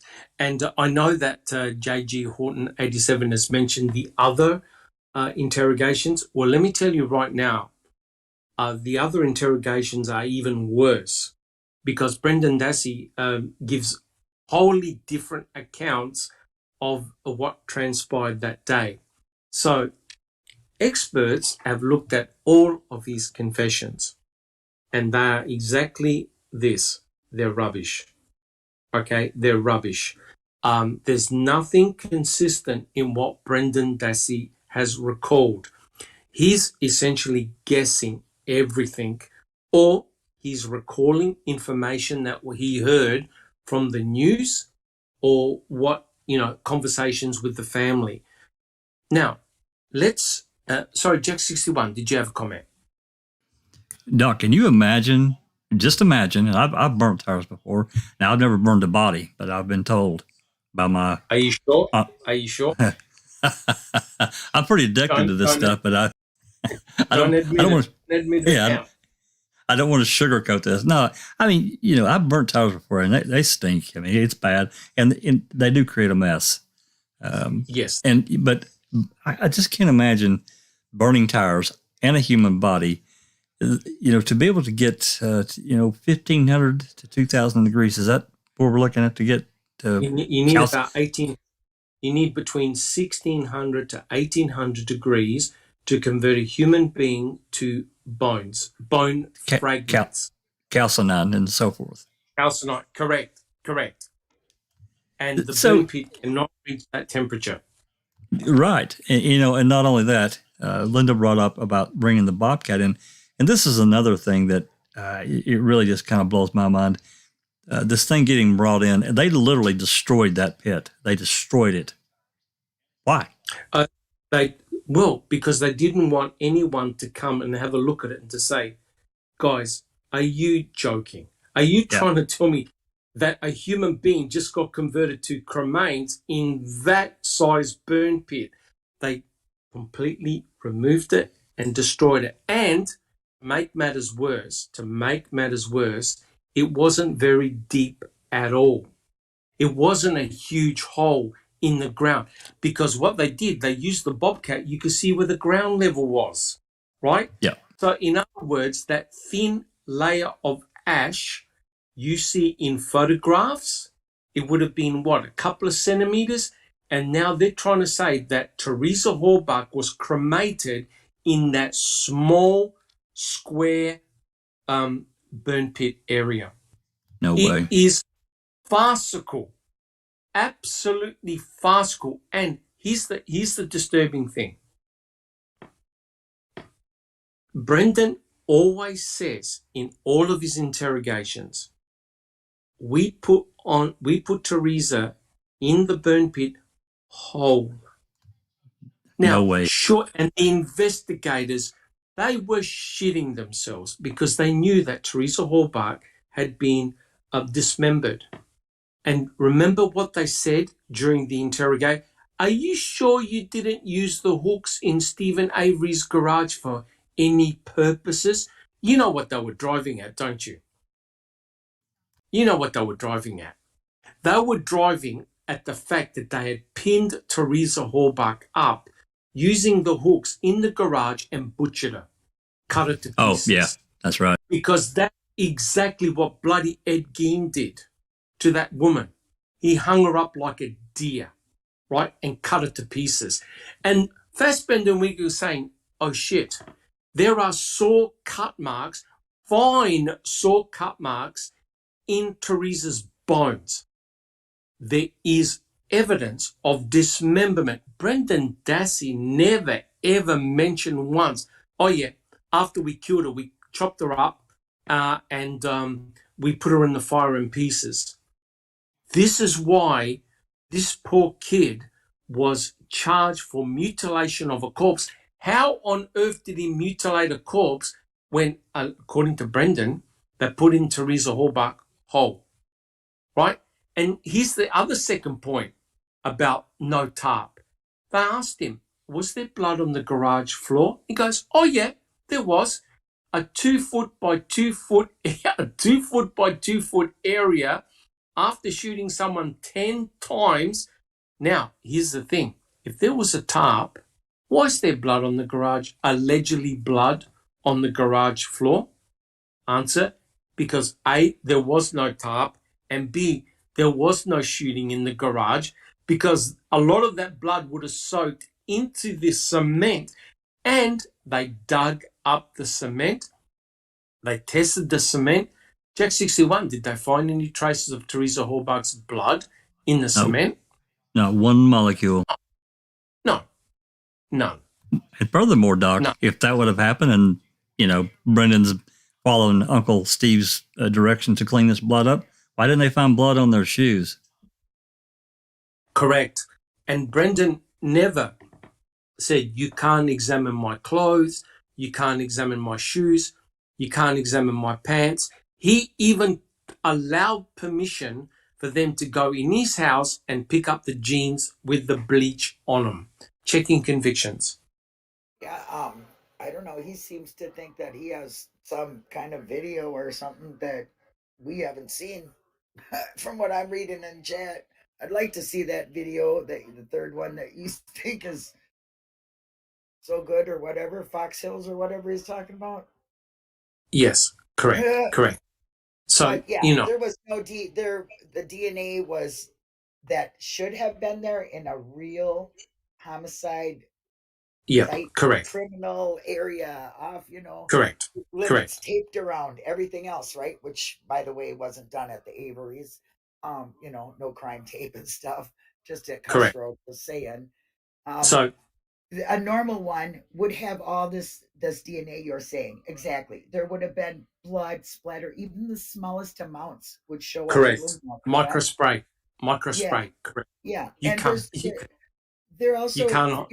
yeah, they're also forgetting that there was so many other items that they would have tested for fingerprints and Yes, blood and everything else, and I don't see that evidence. correct. I just don't. Now here's a question. And here's also a question for JG Horton 87. If Brendan Dassey never opened up his mouth, do you have any forensic evidence that Brendan Dassey was linked to any nefarious activity on October 31st, 2005? Yes or no? In other words, if the forensic investigators went over the trailer, over the garage, over the RAV4, and Brendan never opened up his mouth, can you actually link him to Teresa Halbach? Panel, yes or no? No, absolutely not. And without Brendan, everything for about Avery's trial changes. Everything. Yep. And Correct. he says he's seen the investigation or the interrogations. Try reading the transcripts or go listen to the ones for the trial and the things that we're putting out, because you'll get a whole different perspective on the truth. I looked back to the chat. I was trying to find out where this video you were talking about. I didn't see anything. Yeah, he says because he first tried to play off as she never showed up, then Bobby Dassey said that she certainly did.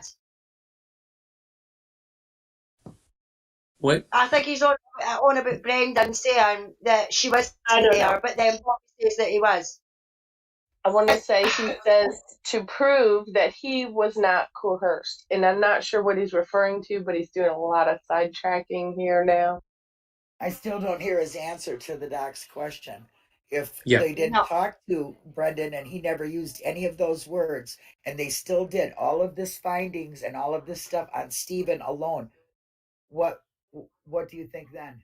Do you think Brendan would still be guilty or whatever you said, how you said it? I don't remember. Yeah. So in other words, during Brendan's trial, they just simply played back his confession, and they didn't show all of his confession. They didn't show when he said they got to my head, right? They only showed the first part. They didn't show the entire confession. So think about this. Brendan Dassey was convicted and charged and sentenced to life in prison for words and words only. During the trial, they could not present one piece of forensic evidence. Blood, sweat, skin, tissue, DNA, semen, zero. They could not present one piece of forensic evidence that linked Brendan Dassey to Teresa Halbach. Nothing. The entire trial was based on a confession. Experts have gone through the confession line by line, like I have, and there are obvious signs of coercion. And not only that, his entire testimony or confession was steered and guided by Fassbender and Uyghur, and to prove it, Brendan Dassey, in all his interviews and interrogations never mentions a gun being used on Teresa Halbach. Not once, until Wiegert says to him, who shot her in the head.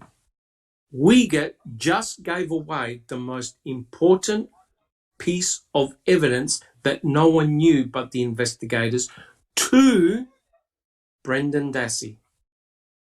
And of course, if Brendan Dassey didn't shoot Teresa Halbach and the investigators kept on telling him, we know everything, then the only logical choice that he can say was, Stephen did. And they asked him, why didn't you say it before? And God Almighty, what does Brendan say to them? Because I couldn't think of it. For fuck's sake, I cannot believe, and sorry for swearing, that the investigators just didn't get up then and then, tear up their notes and say, go back to your mother. Oh my I gosh. can, I'm sorry. for the love of God, this kid had no flipping idea. Think about it.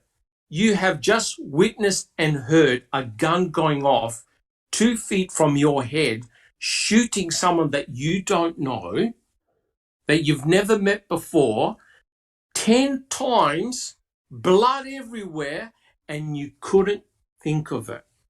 And what's the most important thing that Brendan said to Fassbender and Wiegert? He stopped them halfway through the interrogation and he said, is this going to take long? I've got to get back to a class. Please, I don't know what land J.G. Horton 87 is in, if he believes that that wasn't a coerced confession, because nothing that Brendan said could be backed up. Just Rhonda. Well, I just wanted to say I would, JG Hot 87 has said in the chat that this is what I went to school for, forensic avenue, forensic evidence, and police science. And some of the things you're saying is not correct. And then Well, here's his answer. excuse me, and I don't Here's mean his to be answer. rude or anything like that, but AJ Houghton, you need to go back to school because you have not got a clue what you are talking about. And there is 250 experts on Brendan's side that completely disagree with everything that you're saying. And these are 250 experts that are the best in their field. And they have all come out and said what happened to Brendan is atrocious. And if what has happened to Brendan wasn't that atrocious, why are they using it in police forces, even across the pond here in the UK, of what not to do in a police interrogation? So, I mean, I don't mean to be disrespectful to J Houghton 87 or anything like that, but I'm afraid you need to go back to school and do your forensics all over again because you're not seeing what everybody else is seeing. Okay. But let's be civil. Let's be civil. But yeah, that's why I said I don't mean any disrespect by it, Doc, yes, or anything correct. like that. Correct, but correct, I mean, some of the things that he's came out with is just nonsensical. It's nonsense. Correct. That is against the facts. You know what I mean? He really, really needs to go and either listen to our foul play readings and that we've done, or Correct. he needs to update his information and do more digging. Because the things that he has came out with, and I completely agree that that's his own opinion, and he's entitled to his own opinion. Yes. But we've been doing this a long, long time, and the things that we've came across and the things that we've seen do not match up to anything that he is saying at all. Well, that's correct. Can I say yes. something? He conviction. does make a statement here that says you can't burn the bones. You can burn a body down to the bones. You just can't burn the bones. I think that says a lot. Yeah, but there's one problem. about 60% of the skeletal remains are gone. There are no teeth, right? There are no teeth. No teeth.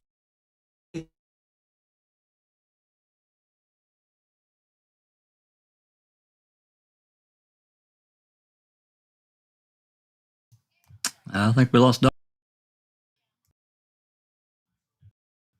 Hello? Anybody here? We still connected?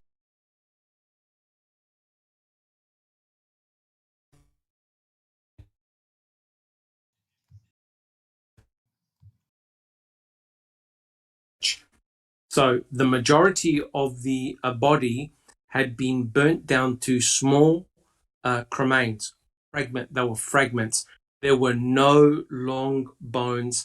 There were no whole bones found at all. Now, for some unknown reason, the cremains were not found in one spot, as you would expect to find if a human body was burnt in one location. The cremains were actually found in the burn pit, Yonder burn barrel number 2. Now, why would Stephen pick up 4 cremains and put them in Yonder burn barrel number 2? But most damning of all were human cut burnt cremains found at the Manitowoc County gravel pit. Now, if you think, oh, well, Stephen, he disposed of them there, then the question becomes, why didn't he pick up all the cremains and place them in a container and dump them somewhere else? Why leave clues right in the back of your doorstep? And my final point is this. J.G. Horton 87 says, oh yeah, but what about those bones in the wire? Well, let me tell you, the wire was actually found in Bear's collar. And if you have a look at pictures of Bear, he was able to reach the burn pit with his chain. And so by moving across the burn pit area, you can it's like a brush. The wires of the tires got caught up in the chain. And as he was moving across the burn pit, some of the fragments got caught up in the chain. So that's not evidence that Teresa Halbach was actually burnt with tires. It was actually due to the action of Bear moving across the burn pit area. And if you don't believe me, there's an actual animation that shows Bear's chain with the wire of the tires in his chain. So he was able to sweep across the burn pit area, and some of the fine bones were able to be captured. Now the question is, are they human bones or are they animal bones? Jack 61. Well, plus on top of that, Doc, as you said earlier, the bones didn't have rubber residue on them. So correct. What gives her? And one more thing I was going to mention a few minutes ago, I haven't heard JG mention anything about the quarry or customer. No. His views. You spend about 20 seconds, just like Krat spent about 20 seconds on the quarry. Yeah, that's great. But now, sorry, checking convictions. Do you have a point? I just wanted to say that in chat, he stated where he stands by saying the judge and jury doesn't agree with us. The thing about the judge and the jury that you must understand, and I discussed this with him, the jury and the judge can only comment on the evidence presented to them. That's all I have to say. That's exactly right. They I'd can't. like to say something too. Susan. I believe it was a total of 4 Seventh Circuit Court judges that found Brendan's confessions were coerced. Oh, correct. Correct. That's saying something. 4 Circuit Court judges. Yeah, and not only that, Judge Duffin said it was a coerced confession and that Brendan Dassey should be released. And if he was going to be tried again, that they couldn't use the March 1st confession. So you have a judge, right? And the only reason why Brendan is still in prison is because of Brad Schimmel, right? He was persistent. He didn't want Brendan Dassey to be released. Now, if you think about it, if that confession is inadmissible, then the state doesn't have a narrative to what happened to Teresa Halbach. Now, let's get to the final point. Item FL, right? Item FL.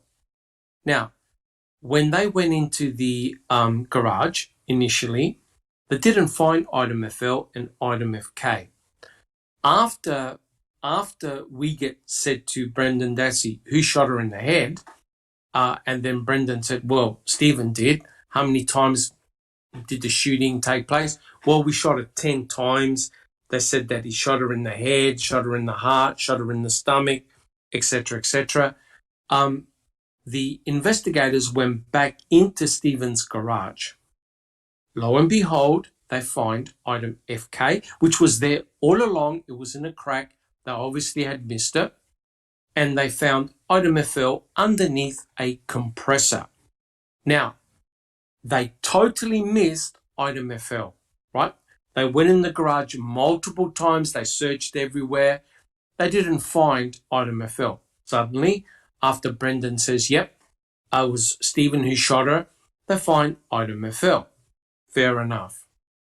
Now, item FL was examined in the laboratory, in the Wisconsin State Crime Laboratory.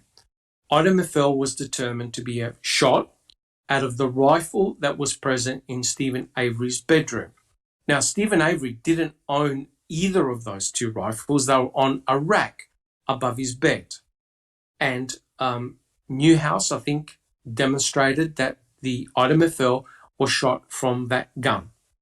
And that rifle was present in Stephen Avery's bedroom. Stephen Avery didn't own or possess those two weapons. They were actually owned by Roland Johnson, the owner of Stephen Avery's trailer. But forensically, ballistically, item FL was matched to that particular rifle. Now, think about this. That was bad enough. The state found 10 shells, right? 10 or 11 shells in the garage, just discarded. So Stephen Avery went to all the trouble of cleaning up 2 crime scenes, his house, his garage, but he decided he was going to leave the shell casings behind, you know. He wasn't going to pick them up or anything like that. Well, if that wasn't bad enough, Cherie Cohen extracted Teresa Halbach's DNA from item FL. Well, that's it. As soon as that was presented in court and they showed that there were skull fragments, cranial bone fragments that had evidence of 2 gunshot wounds, right? Because they could tell by the beveling in the bone fragments that Teresa Halbach, or the victim in this case, had been shot at least twice in the head, one in the back of the head and one on the left side near the temple. Execution, almost like an execution style hit. Even though it was presented in trial, Ken Kratz never said that item FL struck Teresa Halbach in the skull, but it was implied. And that's exactly what did Stephen in. Because think about it. You've got Brendan Dassey stating that Stephen Avery had shot her in the head in the garage. 2, they find item FL. 3, item FL just happened to have Teresa Halbach's DNA on it. So the question is, okay, that means that, oh my God, what Brendan Dassey just said is true. She really was there. All these horrible things took place and they did shoot and kill her in the garage and they cremated her, right? All fine. And that was so bad against Stephen Avery, there was no comeback, except a couple of things took place. Cherie Cohen, when she extracted DNA from item FL, she had contaminated the negative PCR control with her own DNA, right? So that means that a contamination event took place. Her rules and her regulations state that you need to throw out all the results and start again. Her own laboratory manual states that. Not I'm making it up. Her own laboratory manual states that up. I ran a DNA course for our second year students at the university.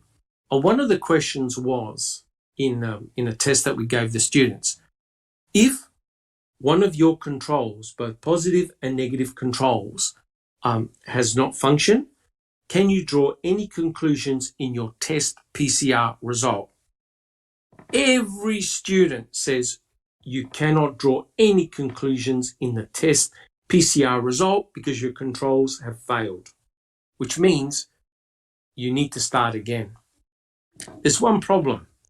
Cherie Cohen decided to use all the DNA from item FL, which means you cannot go back and re-extract DNA from the bullet. She did one experiment and one experiment only. And by the way, she used up all the DNA from the key as well, which means no one can re-extract DNA from the key nor the bullet. And it just, as Neverly pointed out, lo and behold, what did Fassbender ask Cherie Cohen to do? Very early on in the investigation, try to put her in the garage or the house. That's exactly what she did. Okay, so item FL should never have been submitted in the first place because the PCR negative control was contaminated and she couldn't repeat the experiment. Tough luck. You can't submit that information to the court. So she knew she was in trouble. So what does she do? She gets a deviation request form. And guess what? She didn't even get her supervisor to sign it because her supervisor would never have signed that report.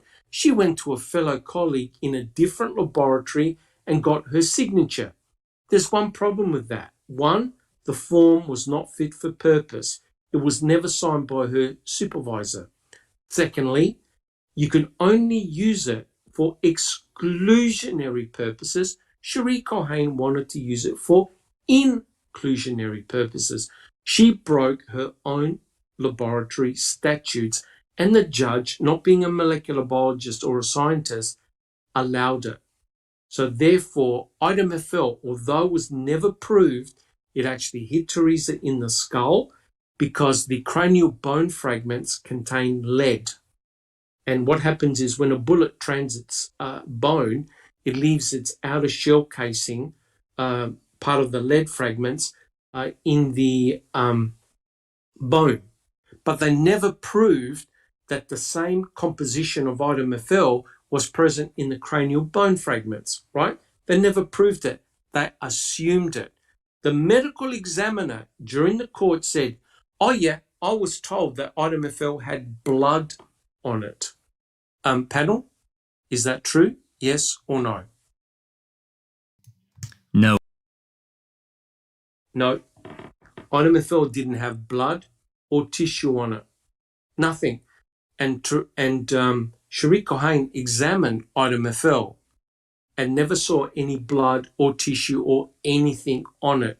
So the question is, how on earth did item FL get Teresa Halbach's DNA on it?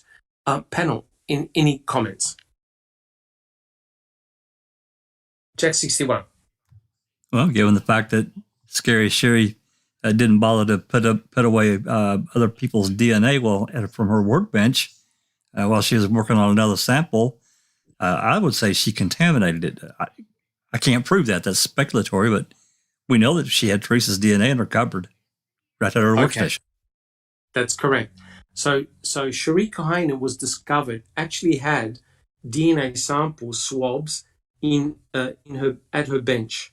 They should have been locked away in the forensics area, but she kept them. It was discovered she actually kept forensic samples at her bench, and she had extracted Teresa Halbach's DNA.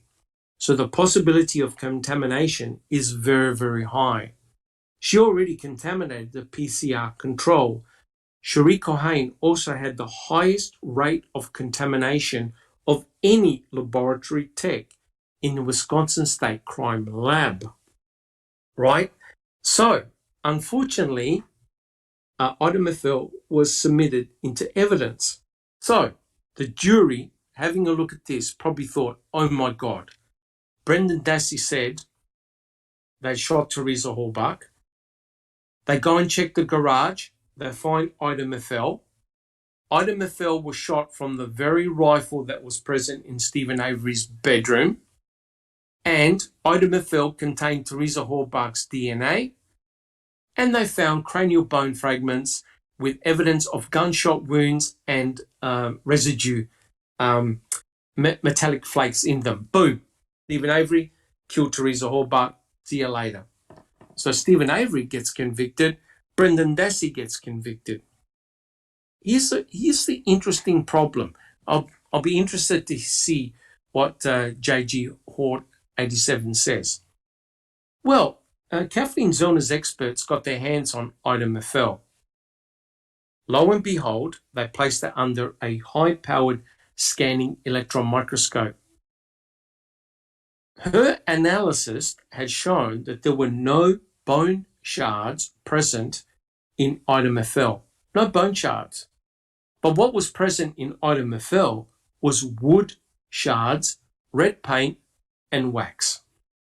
Now, it means that if you have wood shards present in a bullet, it means that the bullet has impacted a wooden surface at high velocity. In other words, the bullet could not have gone through a human body and then gone in and out of a human body, hit no bone, and then hit a wooden wall at high velocity. Because Kathleen Zellner's experts did a series of experiments, elegant experiments, where he shot .22 bullets into bovine scapulars of the same thickness as a human skull. And he put ballistic gel between two scapulars. He found that every bullet that went through the first scapula picked up bone shards, 100% bone shards, right? Because it hit the bovine scapula at full velocity. So it picks up bone shards. 2, the bullet expends most of its energy and never went through the ballistic gel to the other side, which means that if it went through, it could not, idomethil, could not have struck Teresa Hallbuck in the skull. It could not have been the result of her death, right? Ken Kratz, now in his book, has distanced himself from idomethil, stating, I never said idomethil struck Teresa Hallbuck in the skull. So now he knows how devastating idomethil is against the state, because the state implied during trial that Stephen Avery had shot Teresa Hallbuck in the head, and they magically found idomethil with Teresa Hallbuck's DNA in it. So here's the question, J.G. Horton 87. If idomethil did not strike bone, but wood and red paint, how do you explain what Teresa Hallbuck's DNA is present in idomethil? Take your time. Guys, do we have any comments in chat or on the panel? Well, I just wanted to add dust-free bullet. Correct. So here's the issue. Here's the issue now. The state can do two things. Shariko Hain can say, yep, idomethil, it was due to contamination. I'm sorry, you can't admit idomethil. Or the state can say, you deliberately contaminated idomethil with Teresa Hallbuck's DNA. Which option do you think, Jack 61, that Shariko Hain will go with? She's going to say she's going to say she made a mistake. she made a huge mistake. So guys, sorry, Jack 61. So I'm done. Okay. So here's the problem. The state cleverly used idomethil as a magic trick during the trial, and it worked. It fooled the judge and it fooled the jury. And that's why I kept on saying to JG Horton 87, it only depends what the jury gets to hear. Imagine if Dr. Palanek represented Stephen Avery in 2007 and he got up on the stand. He goes, there's no evidence of any bone shards here, but wood and red paint. This bullet never hit a human body, right? And how do you explain what Teresa Horbach's DNA is doing on that bullet? It has to be either due to contamination or planting, right? So now you've got two major pieces of forensic evidence, the key and the bullet, that have got a shady past. Jack 61. It's the same argument that I've had with other guilters that, everything is irrelevant as to what the jury was allowed to see and hear. And we know so much that it was kept completely away from them by the prosecution, and they was done with intent. Correct, 100% correct. And, that's exactly, sorry, Susan, that's exactly why they don't want Kathleen Zellner to be in front of a judge destroying all the forensic evidence. Susan. I just wanted to say, and the bones are equally shady because there are no in situ photos and they're gone. Correct. So think about it. Bones, bullets, right? Key, they're just some of the shady pieces of forensic evidence. And don't even get me started on the RAV4, right? So that's why on cursory examination, and I agree with J.G. Hort 87, on cursory examination, the forensic evidence against Stephen looks really bad. However, when you deep dive on it, knowing especially the background of certain individuals, it's a sham. It's a magic trick. Checking convictions. Oh, yeah, I'd just like to point out what our William said to JG. He said, if you have something we don't that proves what we're stating wrong, we will accept it. Show it to us. Share it with us. And then later in the chat, he just says, a question for you, JG. Please, if KZ proves his innocence and Stephen Avery gets released, will you accept that he is innocent? Oh, no. Well, put it this way. That is, it kind of says it all. He's coming in here and he's stating these things.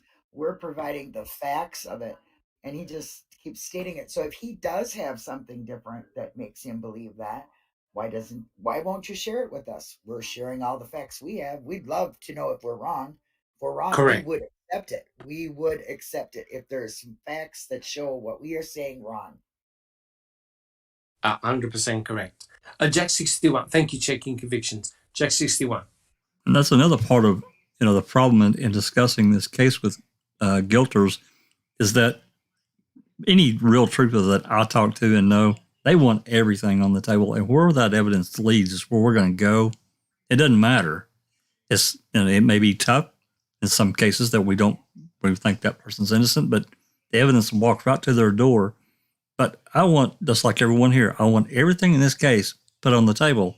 They don't. Correct. Look, I reckon we know about probably 30% of what went down. I really, really do. There was a lot of suppression of evidence and also giving away forensic evidence like the Cremains. Neverly, do you have a comment? Yeah, I don't know where JG Hot 87 is, but I just wish that he would be more specific when he says, well, there's tons of other evidence. We are ready to discuss all of this. And it's been great. Really, we have no complaints. You can ask us anything or throw at us anything. But, just be more specific when you say tons of other evidence. Just give us one or two. We can't discuss it all, but one or two at a time, and we'll do it. Correct. No problem.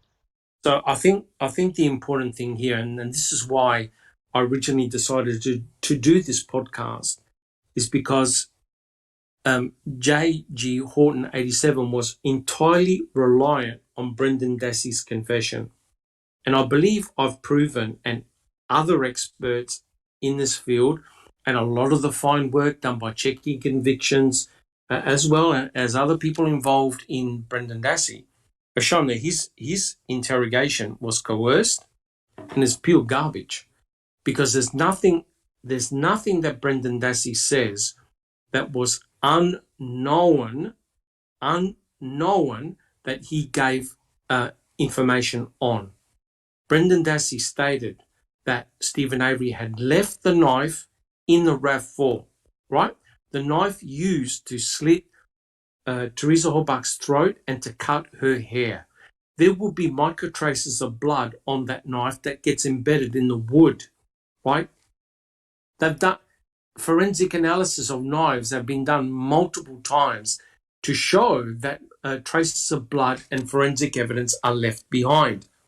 They went back to the RAV4 and they reopened it up and rechecked it again. They never found the knife. That knife was never in there, right? Secondly, he told them that Stephen Avery had left the gun in the RAV4. Well, there certainly was no gun in the RAV4. The gun was where it always was placed, in the gun rack. And they examined the gun. They found no DNA belonging to Stephen, no DNA belonging to Teresa Horbach, no fingerprints and no blowback, right? No microspray of blood, nothing, right? Now, you could keep on saying they clean, but you actually have to find something that links Stephen to the rifle, to item FL, to the killing of Teresa Horbach. Well, guess what? Item FL cannot be linked to Teresa Horbach. And if you believe, oh yeah, but her DNA does, then explain why item FL's got wood in it and no blood, no tissue, and no bone shards. And the answer is you cannot. The .22 bullet is not a high velocity bullet. It can't go through. It cannot go through a skull for a start, and it loses most of its energy on impact. So how on earth is a bullet going to go through a human body, not pick up any blood, any tissue, any muscle, any fat, and then land under a compressor with wood shards in it? If you can answer that, you're a magician. Jack 61. Another aspect that JG didn't approach, didn't touch it at all, and it's an important part of this case, is Lynn Kaczynski and Michael Kelly and what they did. And you can run this from, second week of March, really all the way through the end of January 2010, and that it is terrible. Anyone that's read what they did, you look at the ex parte meetings and everything that his new lawyers tried to do to try to get a hold of evidence that, it wasn't corrected, and it should have been. I just look at it and it's just disgusting. Correct. And my final point is this, because we have been going, I think, for about close to 3 hours, which has been fantastic. The final thing is this. Oh, yeah, but what about the hood latch swab? Okay, here's the problem. Here's the multiple problems. One, the state had no idea about the hood latch at all prior to Brendan talking. Now, the state knew that the battery was disconnected, and an investigator, scientist, or I think it was part of the crime scene investigation team, went under the hood, right? They opened up the hood. The crime lab tech forgot to change his gloves for a start, and he was in the RAV4. So there is a possibility of DNA transfer from the guy's gloves to under the hood. That's a possibility. He never changed his gloves. Secondly, they never swabbed the hood latch. They never swabbed the battery terminal. They saw no evidence of blood. The whole premise of this, guys, is that Stephen Avery was actively bleeding on the 31st of October, on Halloween, right? Brendan Dassey gave 7 different versions of how Stephen Avery had cut his finger or had blood on his finger. And Brendan Dassey even got the finger wrong, right? So clearly Brendan had no idea that Stephen Avery was bleeding, yet he was in Stephen's Pontiac Grand Dam, where he must have noticed the blood, because Stephen Avery did cut his finger open, but on November the 3rd, right?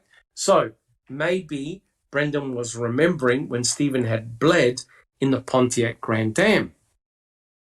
Now, so there was no hood latch swab done when they originally had the RAV4. It was Fassbender who mentioned the hood to Brendan Dassey. So check this out.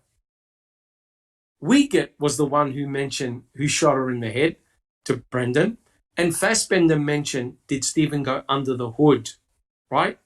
And so what Fassbender was hoping Brendan would say was, oh yeah, he went under the hood and he disconnected the battery.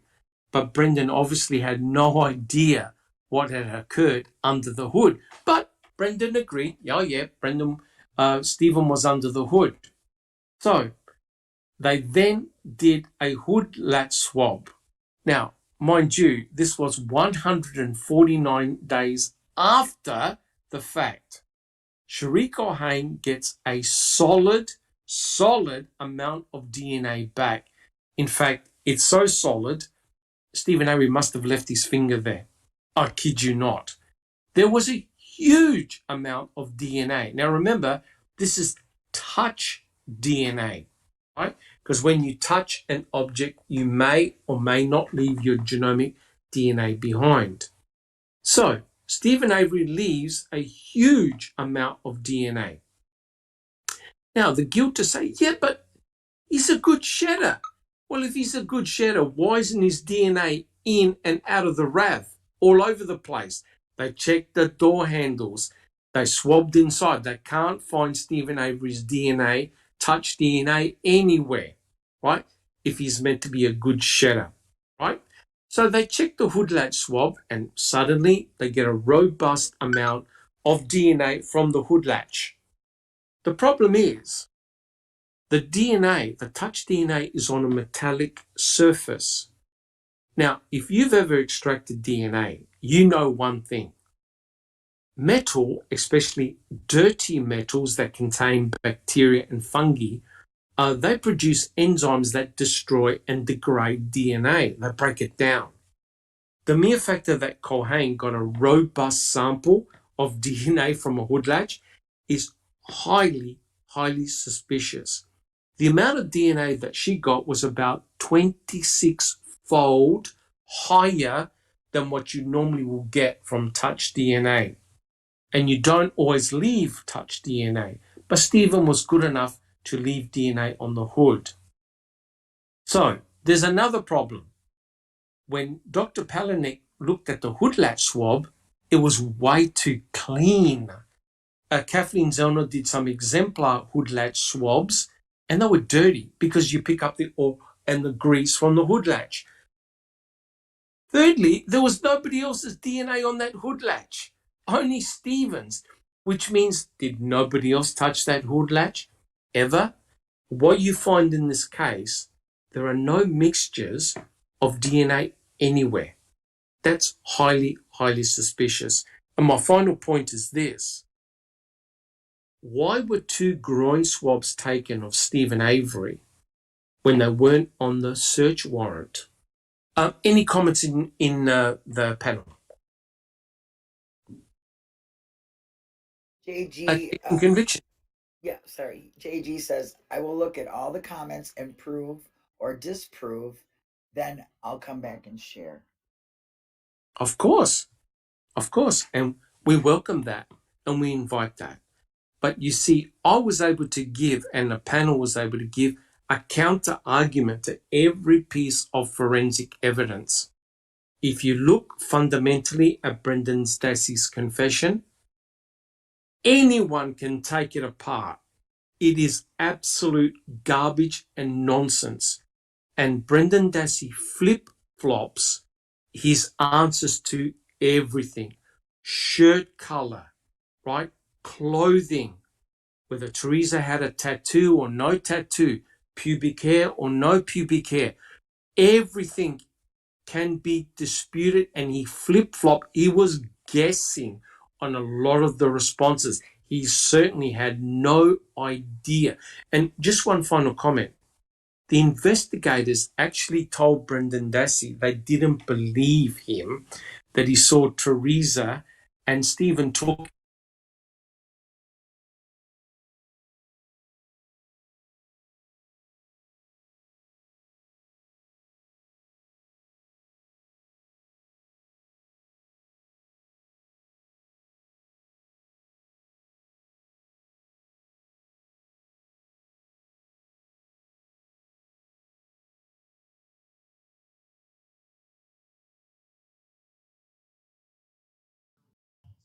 And Discord's No, been you're really wrong, we don't believe you. So they were guiding Brendan so he can change his story, and he did. Alice, do you have a comment? JJ Houghton 87 says, and everybody needs to ask themselves if they're actually looking at this with an open mind.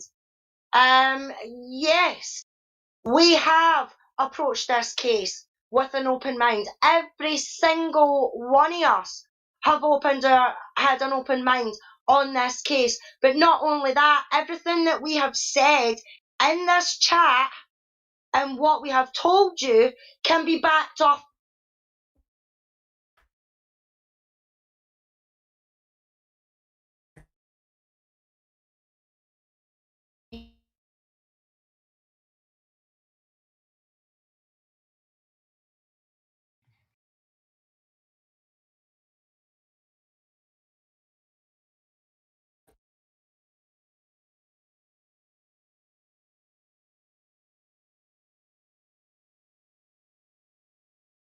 Hopefully, Yes. some of the answers and things like that we have Cutting given you out. tonight, you will take on We board. are cutting in and out.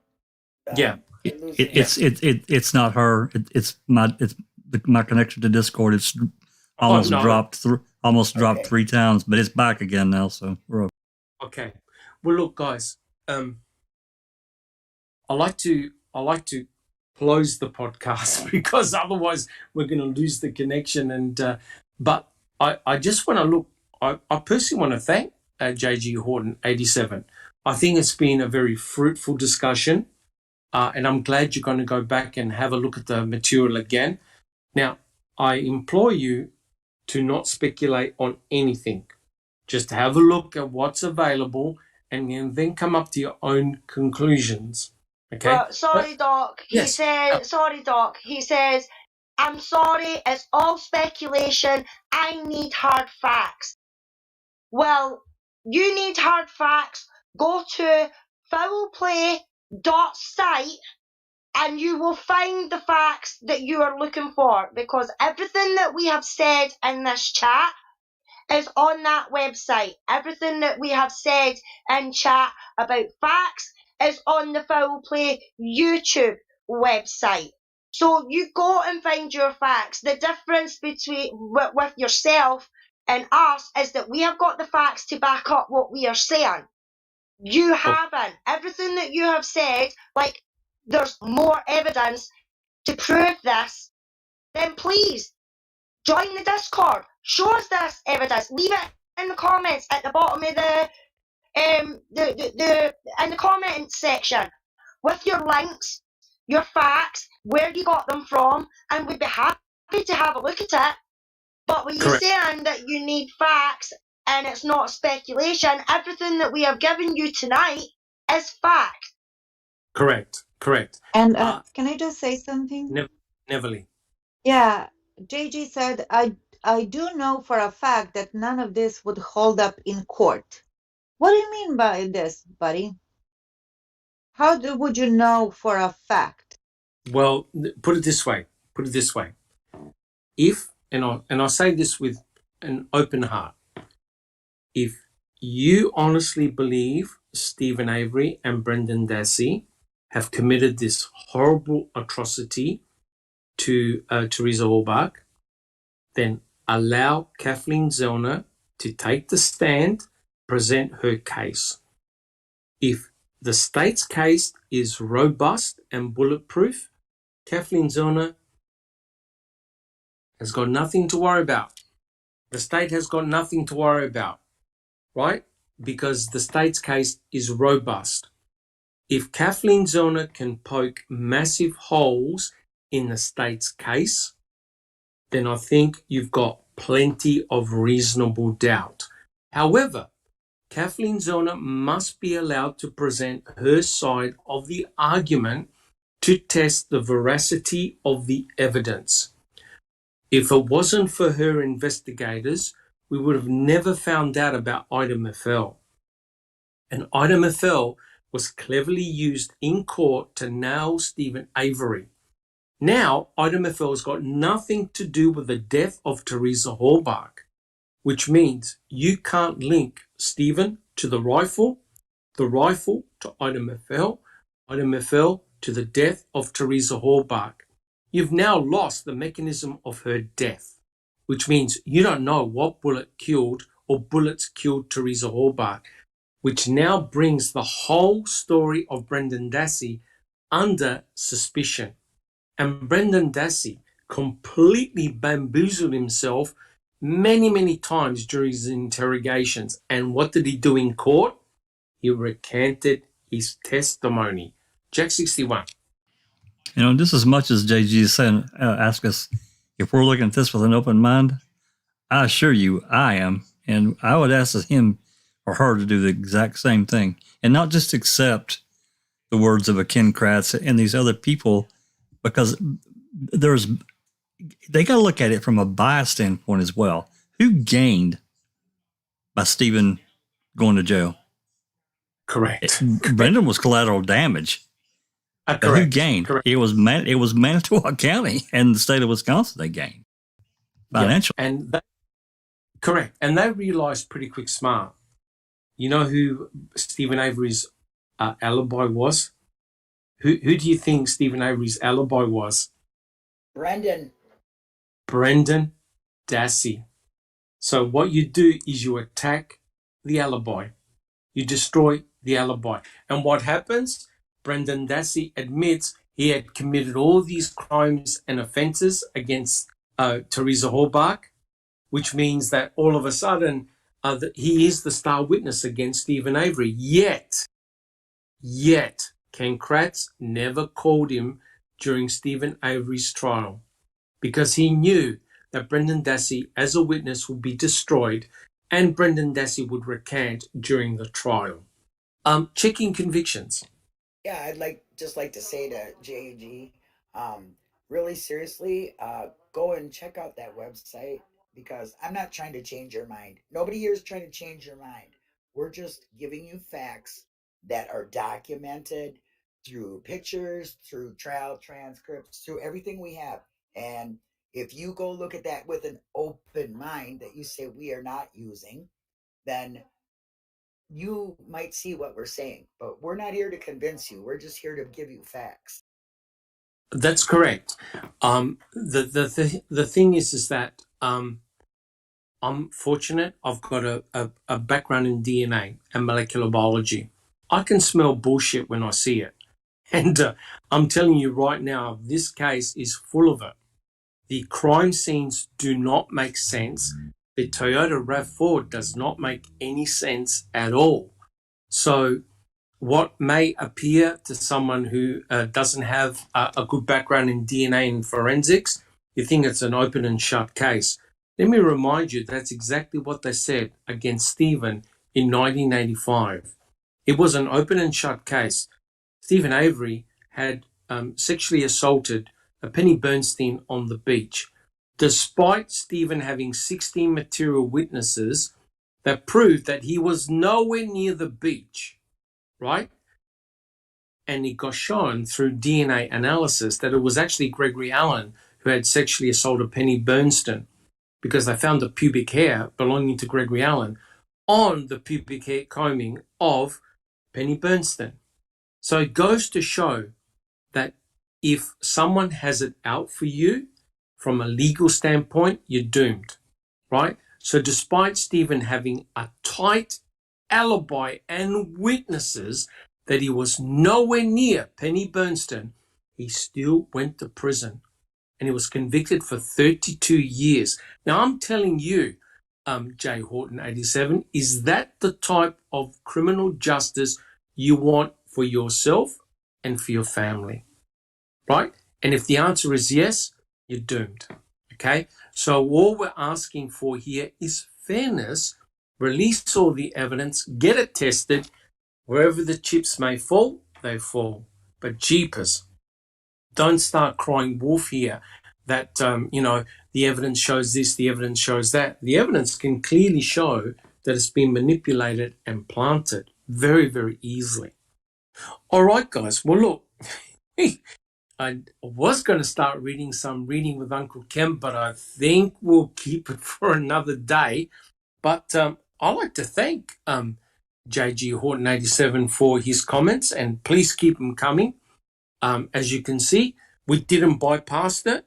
We tried to answer the questions as best as we can, and I'm sure we will continue. In actual fact, this is a perfect segue for Brendan, for Stephen, for Ken Kratz's next chapter, which is all about the stuff that J.G. Horton 87 has been talking about. So this will be an excellent segue. Neverly, do you have a comment?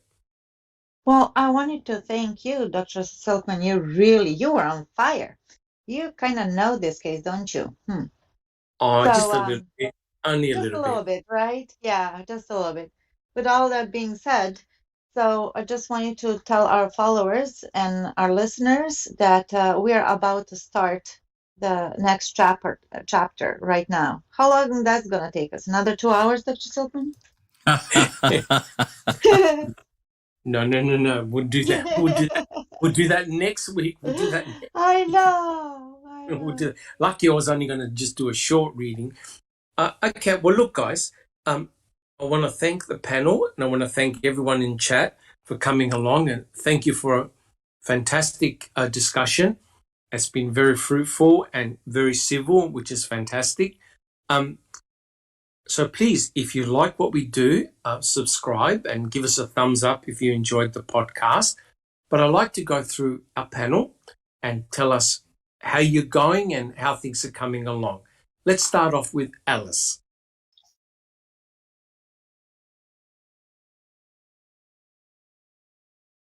Hi Doc, nothing new, all's good, getting on the mend, head's in a wee bit better state, so just trying to get back to what I love doing with being on the panel, being involved, and fingers crossed I'll get my head together and start doing my videos again about Luke's case as well. So looking forward to being with Rhonda on Wednesday, full play tomorrow, and Becca was talking about maybe starting up the Brendan post convictions again with me and Linda.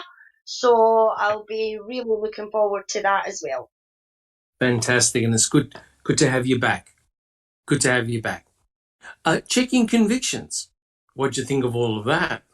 Well, I was just gonna say we're gonna think about starting back up doing the post conviction with Alice. So thanks, Alice. I'm glad you got the memo. And that's always been really good. I mean, I really like to dig deep and show, because a lot of people just go by what they've seen, half clips, this, that, whatever. You read it, it really hits you. And I think Alice can attest to that. So Correct. other than that, not too much. Just kind of doing some videos, making videos for Brendan Talks, and Yes. that's about it. Fantastic. Thank you so much, Checking Convictions. Inexplicable Susan. Hey, Doc. Yeah, I've just started a new little project. I have been comparing Kretz's little pamphlet, both the original and the updated version, word for word, and it's very interesting. I'll say I'm not fully through it, but I will share it with you when I'm done. I'm looking forward to that. Thank you so much, Susan. You bet. Awesome. Thank you so much. Jack 61. Well, Doc, reporting from Southwest Michigan, it's negative 10 Celsius, nice and breezy. Jesus. It's a little chilly. I've been going pretty good. Yours and I worked pretty steadily here the last several days, putting together these specific and detailed key calls from Manitowoc and Calumet from the dispatch calls. We did and released 20. They're time linked and stamped, but some of them we couldn't because they're Manitowoc and we don't know exactly because they're not time stamped, but they're pretty close. But it's a really good thing, a tool for researchers to use. And we'll be adding more. I don't know how many more, but they're a lot of, you got to understand with all the calls that we've got, a lot of them are just, they're irrelevant completely. Most of them are irrelevant from a percentage standpoint, but there are many that do hold something that, we can, that matter. So we'll be continuing to work on that. And then tomorrow, obviously the open mic will be doing part 2 of Cuss Road. Oh, you're doing Cuss Road tomorrow? Oh, no. Lucky we're not addicted, right? No, and look, that's right. I hope JG Horton 87 joins in. I really do. Yep, so do I. Yep, awesome. The more the better. And look, the thing is that comments from guilters are important because we've got to answer these questions. You can't hide from them. We have to address and answer these questions.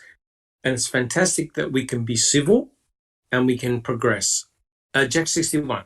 Yeah, I mean, just to add to that, otherwise it just becomes an echo chamber, and we don't want that. We have to keep ourselves honest, because otherwise it's just hypocritical. We do have to answer the questions, and that's fine. Yep. Oh, absolutely. Absolutely. And that is very important. Thank you so much, Jack 61. Just Rhonda. Good evening. Thank you, Doc. Doing okay on my end here in Utah. I don't know what the temperature is, but my heater keeps kicking on, so I'm going to say it's probably pretty cold outside. Yeah, sounds cold. Yeah. So last week on my channel we started, and you were in the chat as well, Dr. Silkman, and thank you. We started talking about Bob Macy, former DA of Oklahoma County. So I gave some, I don't know, teasers maybe, I guess you could call them. And then this week we're going to actually dive into a few of the cases, the wrongful convictions that he and Joyce Gilchrist caused, and definitely going to talk about the one, at least one, that was executed wrongfully after being wrongfully convicted. So and all of these things are going to, all of these cases revolve around forensic evidence that was actually fraudulent by Joyce Gilchrist. So hopefully you'll be able to join us again, Dr. Silkman, and help explain some of those things too. Yeah, be awesome. Yeah, so that's what we got going on here. Thank you. Fantastic. Thank you, Just Rhonda. Neverly, what about yourself? All is well, Dr. Silkman. I'm here in Southern California. It's 10 to 4 p.m. and it's 70 degrees outside. Life is lovely. good, a little bit busy, but other than that, no complaints. Enjoying what we are doing here in Discord and in the community. Awesome. Thank you so much, Neverly. And we have Sammy.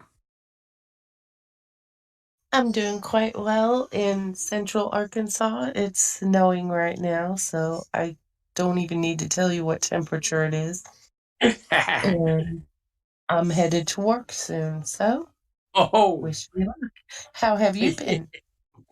I've been doing really well. Touch wood. My health is getting much better. My foot is getting better. It's a beautiful day here in Adelaide, South Australia. So it was good. And I really enjoyed today's discussion. Luckily, we're only going to talk for half an hour, but nearly 3 hours later. Now, awesome. Really, really good chat. All right, guys. Well, again, guys, please Join us in Discord chat if you'd like to discuss this further. And again, I'd like to thank everyone in chat and our fantastic panel members for their enthusiasm and comments. And next week, we'll recommence Reading with Uncle Ken. Thank you so much, guys. Take care and God bless. This has been a Foul Play production.